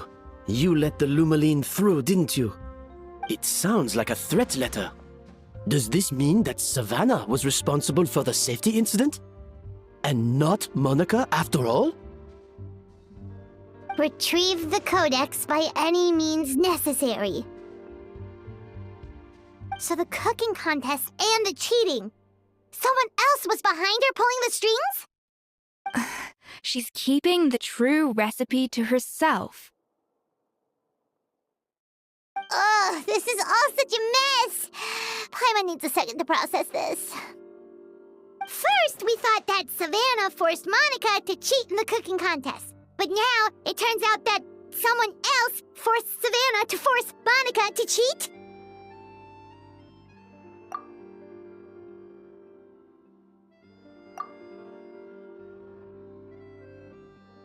You're finally here. Of course. I should have put 2 and 2 together as soon as I read your threat letter. The food safety incident, the demand for a cooking contest, the instruction to blackmail Monica. Even the suggestion that Escoffier was keeping secrets from me. It was all part of your grand plan, wasn't it, Monica?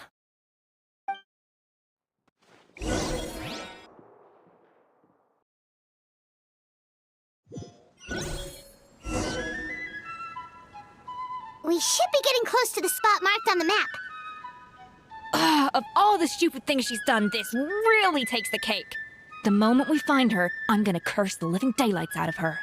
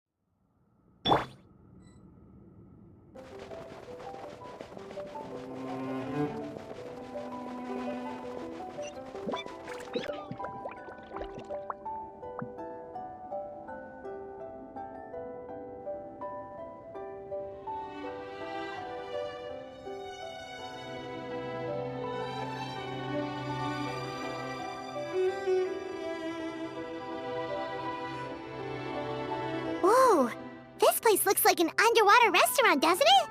Suddenly, the idea of an adventure chef finding secret ingredients makes a whole lot more sense. I think Modest's codex mentioned this place. A public bath from the time of Remoria. So yeah, definitely the kind of place that would have served food and drinks. Huh? Some blubber beasts have come to join the party? How did they get here?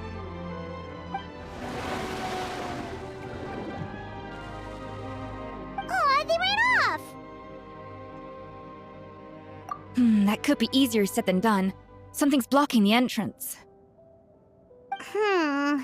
Well, did Modeste mention it in his adventure logs by any chance? They must have gotten through somehow. Good point. Yes, that's right. It's coming back to me now. We prepared a banquet for our shy little guests, and as the food flowed away on the current, they broke into a joyous chorus, and the path opened to us. We have to feed the blubber beasts? With what? There's nothing here besides rocks, romaritime flowers, and lumitoile. See, this is why you should always bring snacks. You never know when you're gonna need them. Now we have to head all the way back to shore and grab some. There's no time for that. Romaritime flowers and lumitoile will have to do. They may not look appetizing to us, but who knows? They could be blubber beast delicacies. Wait, we're seriously gonna try this?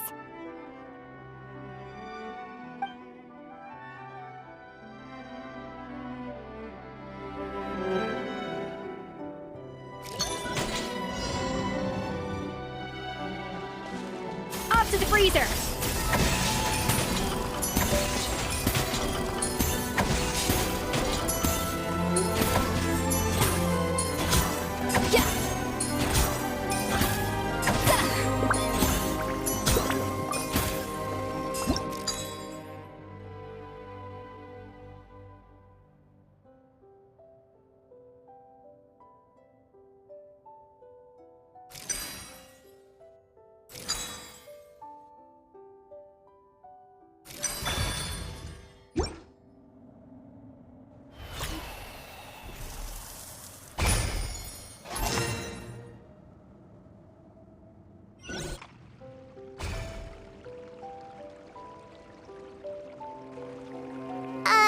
Blubber beasts or not, are we sure this stuff is edible?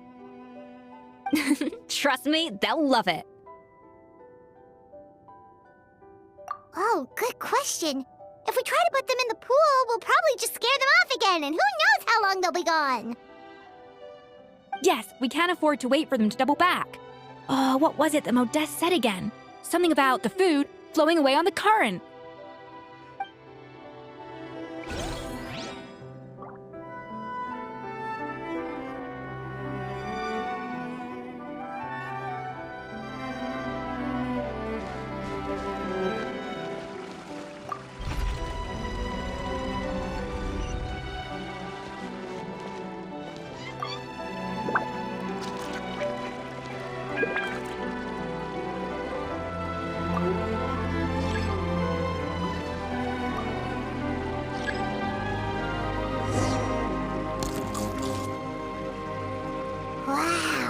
It's really singing!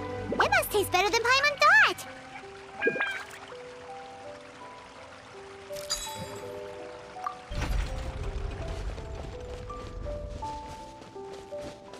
A dash of frosting!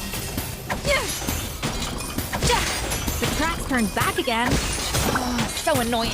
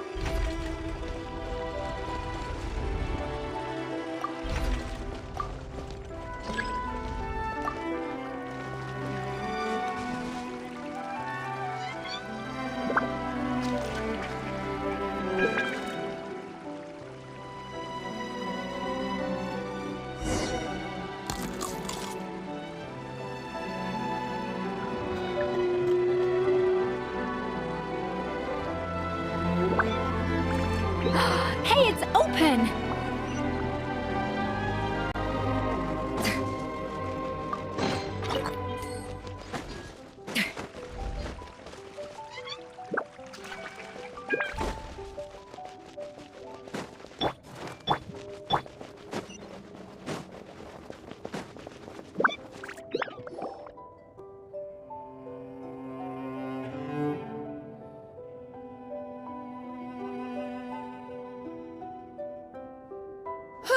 Hey, give me your water.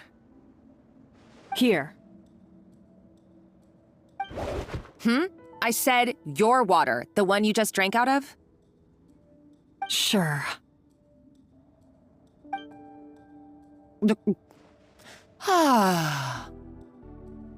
All those years slaving away under Escoffier, and then you. Today, it's finally paying off. Not only have I found the ruin that Savelli kept hidden, but I also get to boss you around like my little lapdog. Hey, go scout ahead for me. If we need to do any more blast tunneling, I want to know where to lay the explosives. Did you not hear me? Get going. Why don't you do it yourself? Oh, when did you learn to fight back? You're always so compliant when I give you instructions by letter. That's because you threatened to expose me for the Lumiline incident. I swear, if I'd known what you were planning, I'd never have... Ha! Don't be so self-righteous. Admit it, you've always been jealous of Escoffier. That's why you lapped up everything I told you. You were terrified of her finding out about your part in the Lumiline incident, and you resented the way her reputation hung over you. So you jumped at the chance to convince yourself that she was the villain, that she deliberately hid her secret recipes from you just to hold you back. It was the only excuse you needed to justify getting back at her. First, idolization, then jealousy, suspicion, and self-deception. That's what this comes down to. It was the same story with Savelli and my ancestor. He offered Modeste his friendship only to murder him out of vanity. He promised to explore the world with him, only to later destroy all records of their adventures. It's a miracle I even found this place. You have no idea the countless hours I spent piecing it all together. So you see, you're no better than Savelli. If you can't beat him, betray him, right? I am no Savelli, nor will I ever be. Oh, put a lid on it. You really think you can absolve yourself of your vindictive and jealous behavior now? Just because you finally realized that Escoffier never kept any secrets from you? You didn't show any remorse when she left, or in the cooking contest. Why start now? You have no right to redemption.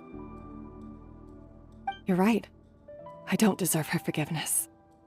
But I am done being bullied into submission by you! Ooh, feisty. But you should watch your tone. Talking to me like that could get you in big trouble.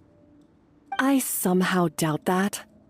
Since I poisoned both our water bottles, What? Ever since I learned the truth, I've been biding my time, waiting for this moment. You've played me like a fiddle for so long, and now this is payback! But you drink it too! It's what we both deserve. This is the price we must pay for betraying Escoffier. You'll die here with me, Monica! You.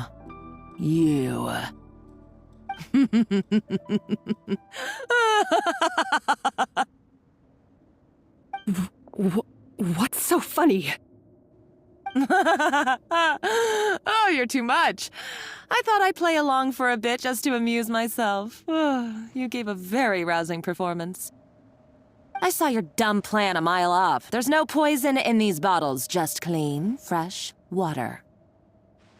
No. Revenge is a dish best served cold, you know? Did you really think your half-baked plot would fool me? You're a lousy chef, and you make a lousy villain, too. A complete waste of space. No wonder you never amounted to anything. Everything I ever did was a failure. And now, I failed again, for the last time. Hey, why don't you try your hand at being a comedian in your next life? You got a good laugh out of me. But now the show's over. You should have just done like I asked, Savannah. All I wanted you to do was scout the ruins for me. But you had your chance, and now it's time to say goodbye. Stop right there! Let her go, Monica! We've got you surrounded! Escoffier? Ugh, looks like I'll have to keep you around for a little longer. You can't! Stay back if you want her alive! Escoffier and the Traveler. I can't take you both on in combat, but if you so much as flinch, I can end Savannah's life in a heartbeat. Monica, what are you hoping to achieve by this? You're about to commit murder, and for what? A recipe? A recipe? You chefs are all blinded by your myopic focus on kitchen affairs. Well, some of us actually have bigger fish to fry. Modeste had a secret. The truth behind his so-called genius, the je ne sais quoi factor in his Gâteau de Bourg, and it's right here in these ruins. Are you serious? You're here because of a Gâteau de Bourg obsession? You've gone completely mad! I couldn't care less about the cake itself. No, the real treasure is the secret ingredient that Modeste sourced from these ruins. He and Savelli were fools. A priceless treasure of Remoria in the palms of their hands, and they thought, ooh, this would go great in our cake mix. We're talking about a powerful stimulant that also sharpens the senses. That's no cooking ingredient. It's a groundbreaking drug. That's right, I've done my research. It was a drug that Remoria developed for their war machine. I could make a killing by selling it to the treasure hoarders or the Fatui. Will you listen to yourself? You're completely delusional. My eyes are wide open. Just wait till I get my hands on this treasure. You'll see what a fool you've been.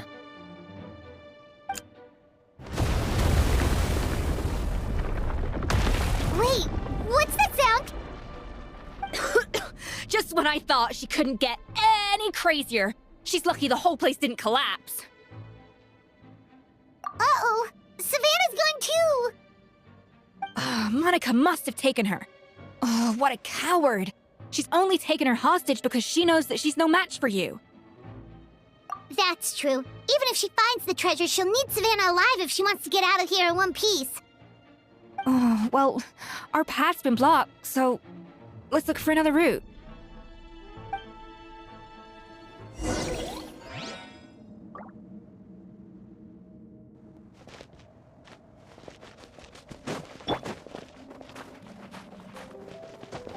The water looks pretty deep here. Maybe it leads somewhere.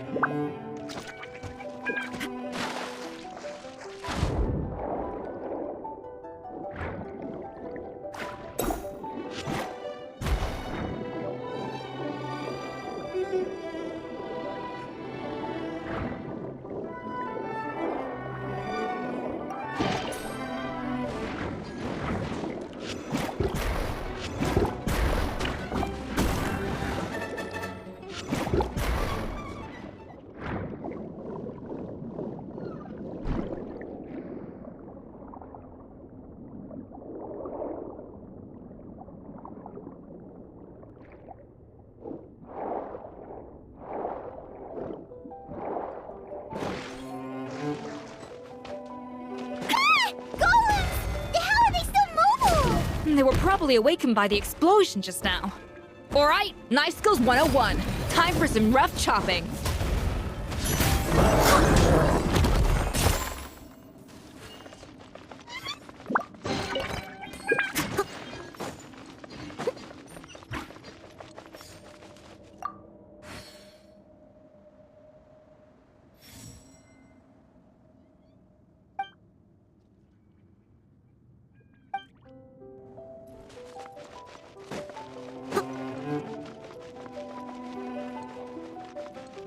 Another door? Guess we need to prepare another feast for our guests.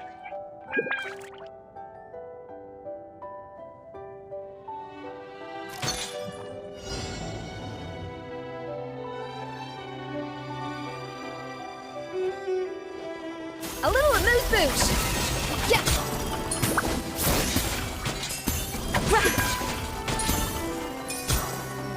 Yeah!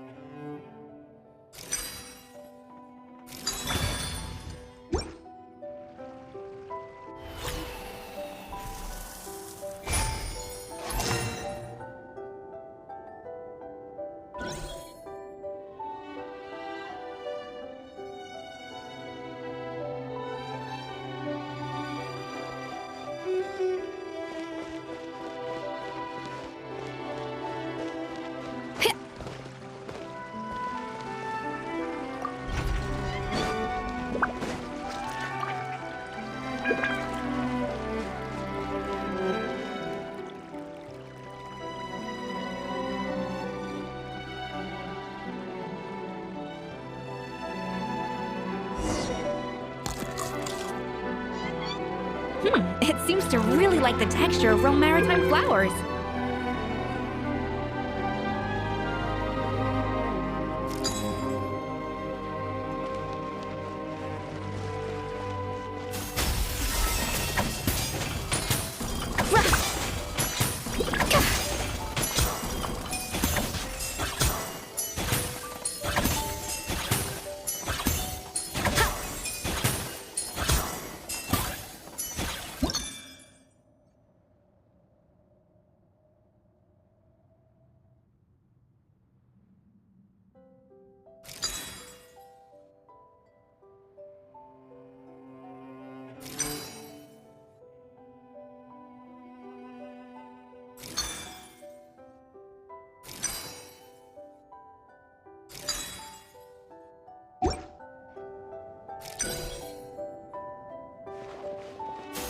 Frosting!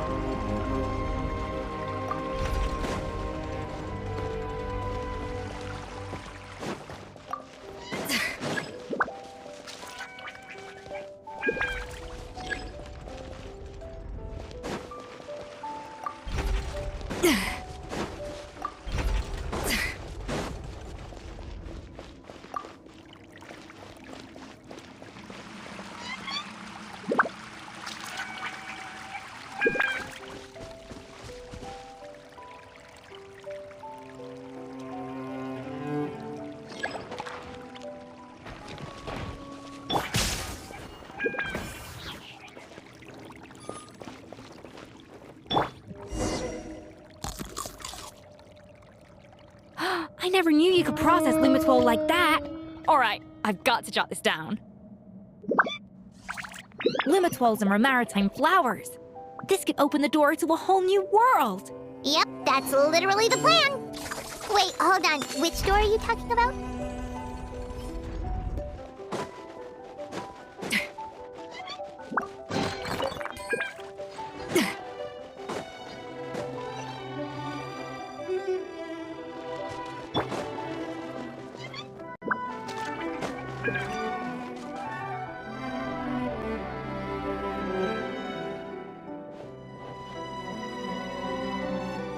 That's strange.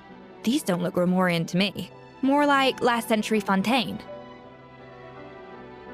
Adventurers from last century Fontaine, huh? Oh, Modeste and Savelli, do you think they camped here? By the looks of it, this was a one-person camp. They adventured together, but maybe one of them came back alone at a later date. Huh, you really think so? Trust our adventurers' instincts. We're pros at this stuff, just like you're a pro in the kitchen.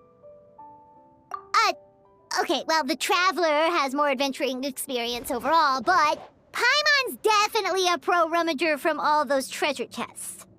Darn it! Paimon was just about to show off her rummaging skills! Huh, no kidding. Are all adventurers so obsessed with journaling? I mean, I guess I take a lot of notes when I'm cooking as well, but I thought that was just me. Anyway, let's find out who was here. It's been years since I've last visited these ruins. It's exactly the way I remember it. This place probably hasn't changed in millennia. Sadly, up above, on dry land, everything has changed. The treasure of Remoria. That's what we used to call it. Modeste was right about its potential. It turned Gâteau de Bourg into a national sensation. Our limited stock of the substance meant that the gâteau could only be produced on a small scale, but this only drove up the popularity all the more. Modeste was right about that too. He predicted all of it. He was praised as a genius, while I, as the one person who'd ever disagreed with him, was labeled a talentless fool.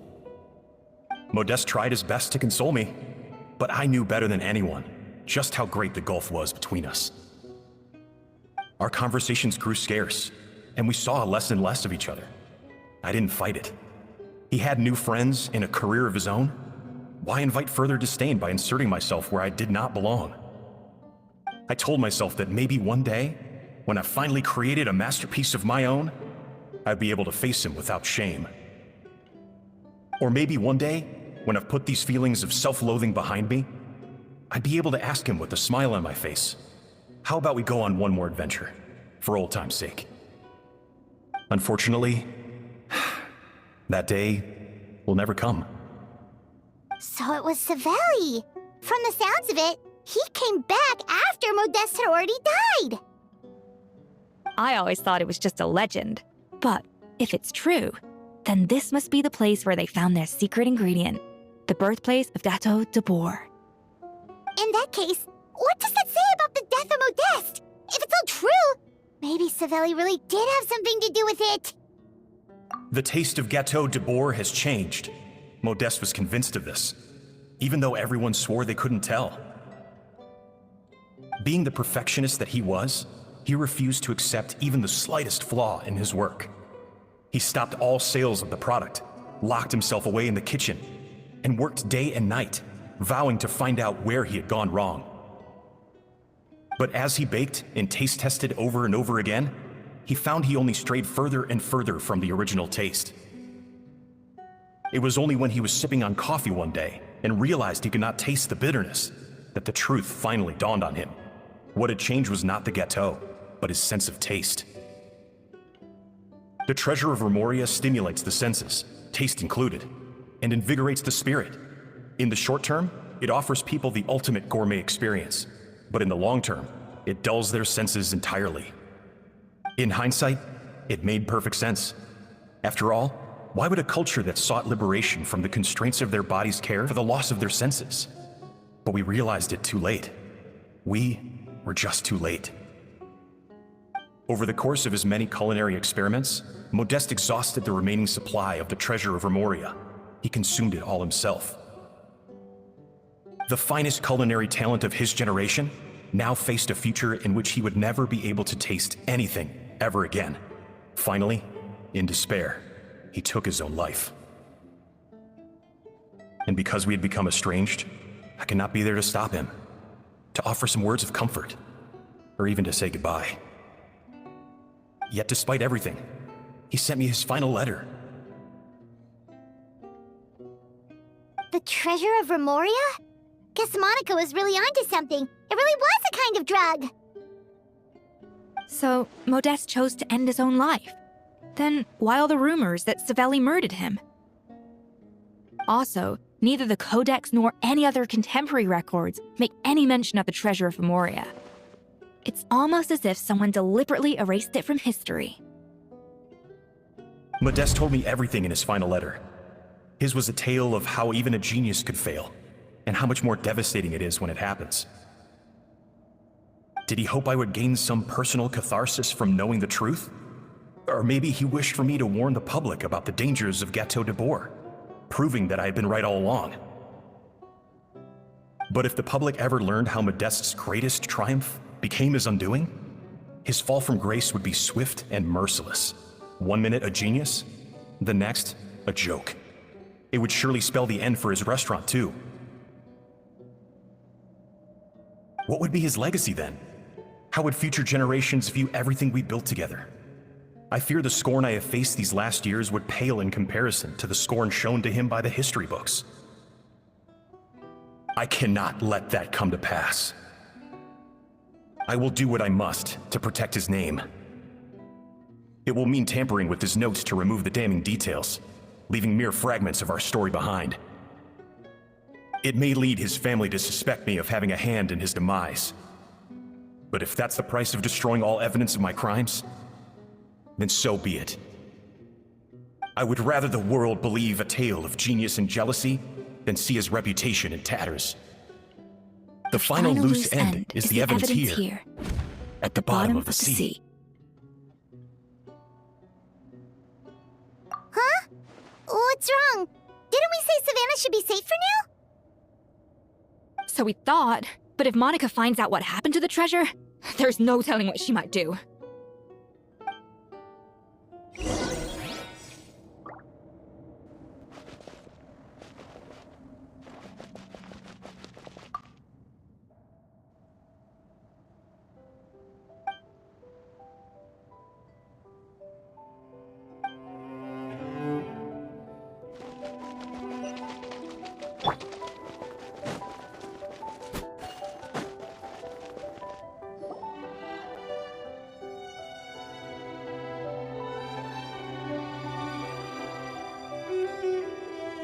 The treasure of Remoria.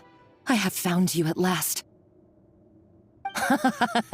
Savelli, you tried your best to bury the truth, but you underestimated the children of Modeste.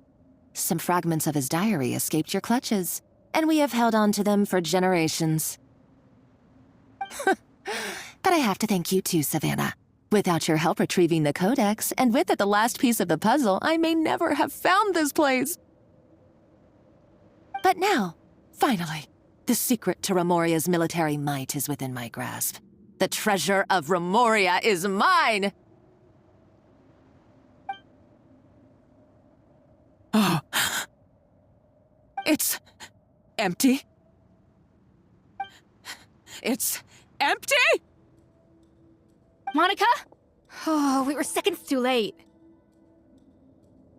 Escoffier? What's the deal with that jar? Savelli's final act! He wanted to conceal the secret of the treasure forevermore and make sure it would never harm anyone again. So he came here after his friend's death and destroyed every last shred that remained. This can't be happening! All the years I spent piecing together the truth! All my painstaking planning! All that for an empty jar? Monica, don't do anything stupid! This ruin is more dangerous than you realize. Oh, shut your pie hole! Praise me. us. You barbarian shall be slain.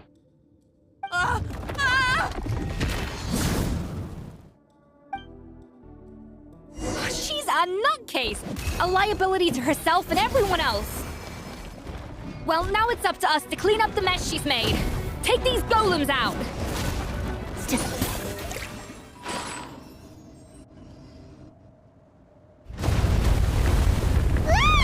Why is this place still shaking? Either way, it's all her fault. Enough chit-chat. Let's get out of here, Traveler Escoffier, come on! Okay, I'm coming. Oh, no you don't. If I can't get what I want, neither will any of you. I've got nothing to show for my life's work so far. But if I can take another so-called genius down with me in my final moment, then it was all worth it.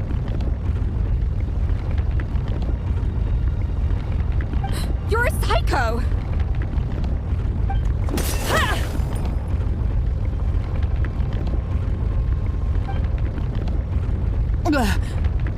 Savannah? Oh, when did you wake up?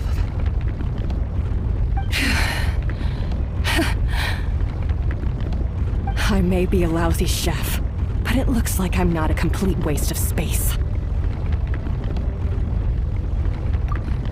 Traveler? Okay, let's go!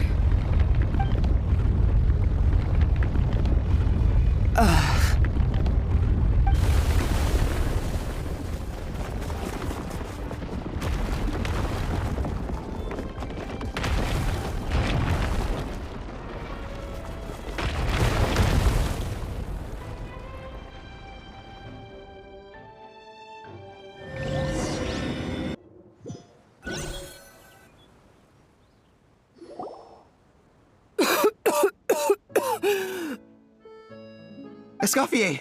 Savannah! Traveler! And Paimon! Venegem! What are you all doing here? What did you expect us to do? Stay at the restaurant and sit on our merry derrieres? While the Traveler and Escoffier were out here risking their lives? We had to do something, even though that something ended up being, well, waiting for you here instead.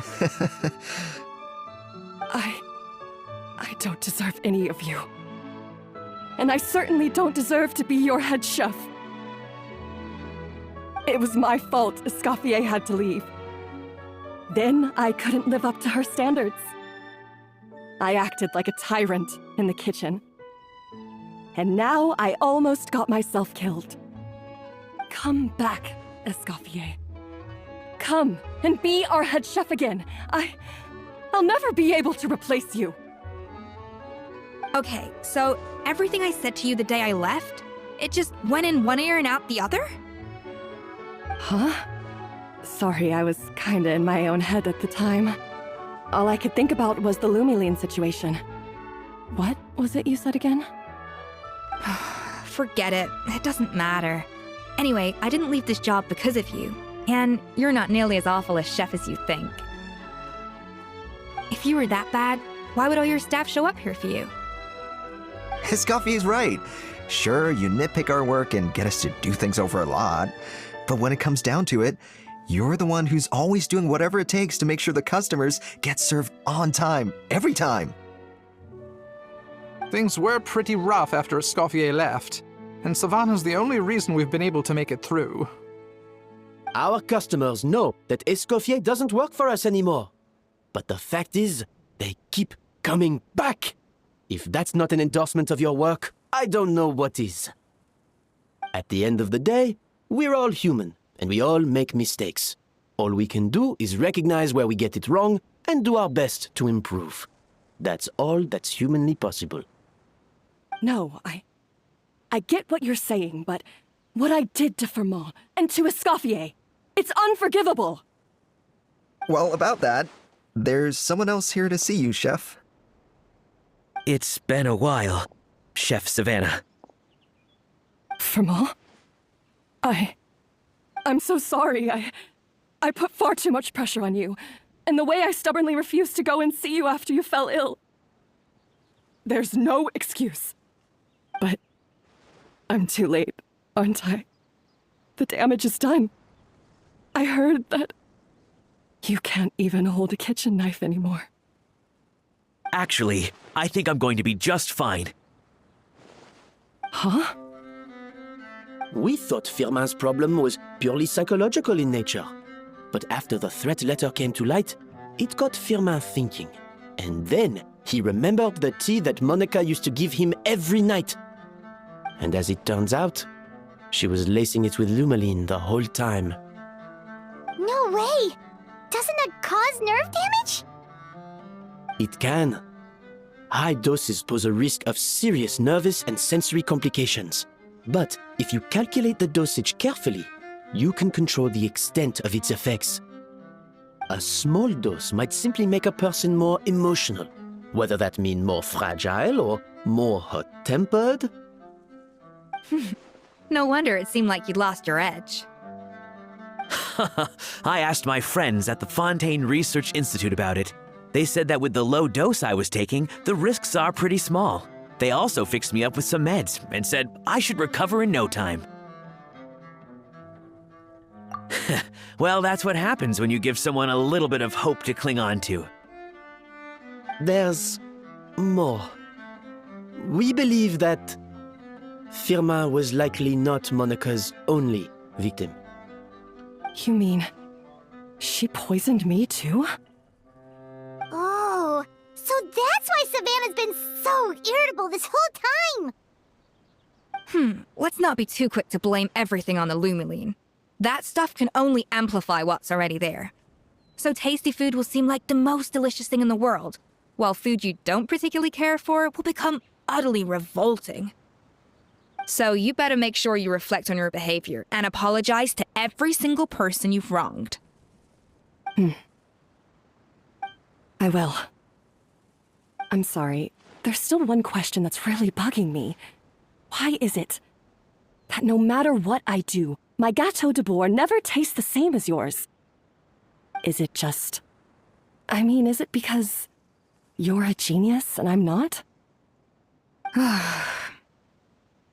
It's because the heating element in your oven is broken, you silly goose. What? Huh? I felt like something was off during the cooking contest. Once I got around to checking all the equipment, I noticed it right away.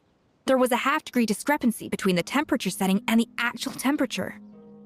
All the ovens in the whole kitchen had the same problem, which confused me at the time, but by this point, it's pretty obvious that Monica must have tampered with them. I would have figured it out the day of the bake-off, since the issue affected both our teams. But of course, Monica sabotaged mine so that could never happen. No. I spent so long trying to find out where I was going wrong, and then you pinpoint the problem in just one night? It all comes back to one simple, undeniable truth. You're a genius, and I'm just plain old Savannah. Oh, cut it out! Stop the woe is me act for a second and just think. I came up with this recipe. You don't think that might have something to do with it? Do you know how long I spent perfecting my Gâteau de Bourg? 3 years! 3 whole years! I know this dish inside out, back to front and upside down. And you've been head chef now for what, 6 months? If that? A couple hundred failed attempts, and you're gonna throw in the kitchen towel and declare you'll never be successful because you're not a genius. You clearly have no idea how many kitchen failures I've had under my belt, or just how long it took me to finally get my recipe to a level I was satisfied with. Genius or not, everyone makes mistakes. Modeste did, Savelli did, everyone does. You're only a lousy chef if you don't face up to your mistakes, learn from them, and then keep chipping away until you crack the problem once and for all. Surely you haven't forgotten all that. You were no lousy chef back when I handed you the reins. I haven't forgotten, and I'll make sure I never do. That's our head chef. Haha! Sounds like we won't need another changing of the guard in the Hotel de Bord kitchen anytime soon. Huzzah! Aw, what a perfect ending to a crazy journey. Look how happy everyone is. So you got your mojo back now? Yeah. Thanks to you, Escoffier. In fact, no. Thanks to all of you. Aw, friends again. So nice to see them finally settle their beef. Good. So now that's out of the way. It's time for payback. You cheated in our last bake-off, and I demand a rematch right now. Huh?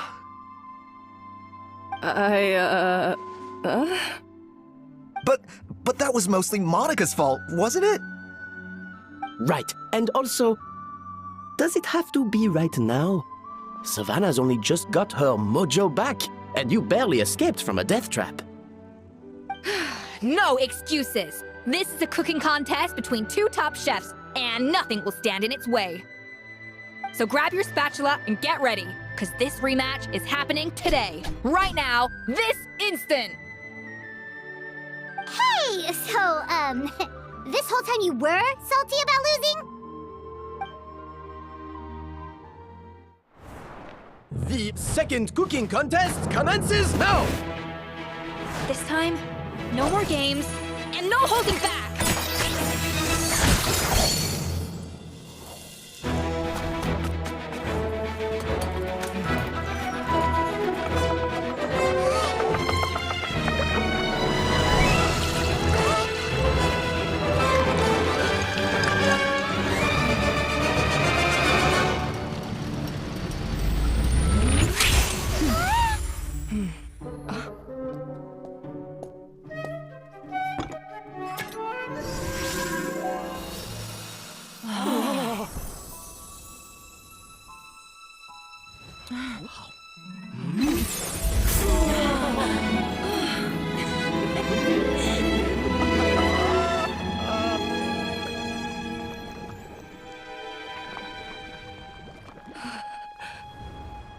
I feel like I don't have the right to be here.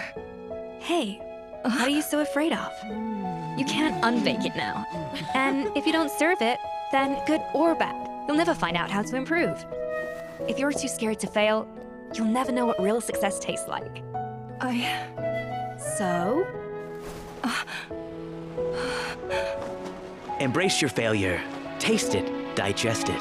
That's the way to success. I don't know. Sounds like it's easier said than done. I'll do it.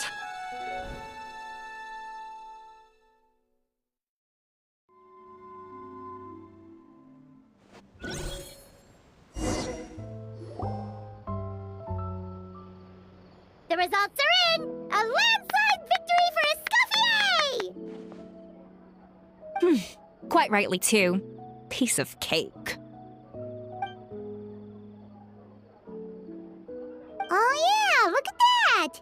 Savannah looks pretty chipper too, considering she lost. Now, where were we? Yes. Do you have any more questions for me after everything that's happened? I thought Navia would have filled you in. And actually, I said all this to Savannah before I left. Although, as we saw, I don't think any of it sank in. I had two reasons for leaving. One was the food safety incident, of course, but the other was that the Hotel de Boer had reached a point where it didn't need me anymore. So I decided to step down and look for new opportunities to improve myself. Improve how? Well, a while back, I got to know a fellow chef from Liyue, and in her, I saw so many new possibilities. She has that same adventurous spirit that Modeste and Sibeli had in their youth. Slime mucus, lizard tails. With her, nothing's off the table. There's a whole world of new flavors out there waiting to be explored, hiding away in ingredients we overlook. Case in point, remember those Romaritime flowers down in the ruins? I used them in the cooking contest just now. Did you taste the difference? What? Paimon didn't notice at all. half of the art of cooking is dissecting the recipes of previous chefs and figuring out the exact constellation of elements that gave their work its signature taste. And the other half, it lies in freeing yourself from the confines of the kitchen. You've got to go out and explore the endless possibilities out there. Uh-oh. Paimon's suddenly not sure she wants to try your cooking anymore. Hey! Don't worry, it's not going to be a free-for-all like in Modeste's time. Before I put anything into my food, I'll obviously do my research, make sure it doesn't contain any harmful substances. In the meantime, take this. It's a recipe for Petit Gâteau de Bourg, revised version. I tweaked it to suit your needs as busy adventurers. Hope you enjoy, and remember, feedback is always welcome. All right! So, do you ever see yourself returning to Hotel de Bourg? Oh, of course. I've already promised Banishem that I'll come back every once in a while to make sure the quality of the food remains at an acceptable level. You know, Paimon's still a little disappointed that we never got to see the treasure of Remoria. Surely Monica wouldn't have gotten drawn in so deeply if it wasn't for all the mysteries surrounding the original Gâteau de Bourg. She practically dedicated her life to finding the lost pieces of Modeste's diary, then went to all that trouble to infiltrate the Hotel de Bourg. And in the end, it was all for nothing.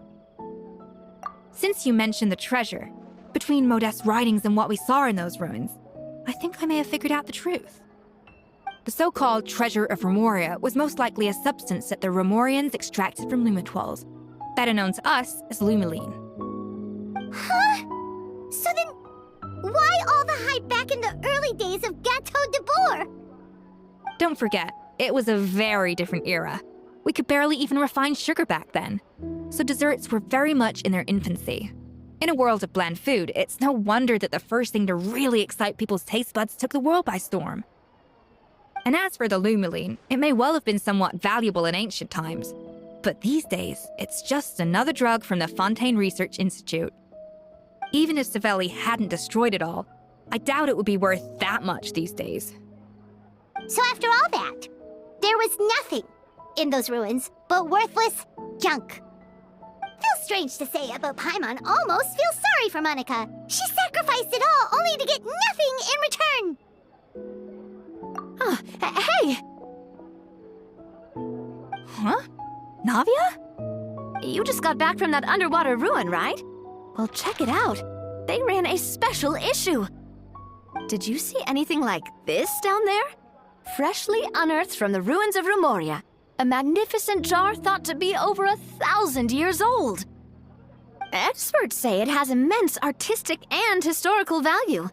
It could be worth an absolute fortune. Wait! Isn't that the jar they used to hold the treasure? If only it was still in one piece. Some butterfingers must have dropped it or something. Ugh, it's such a shame.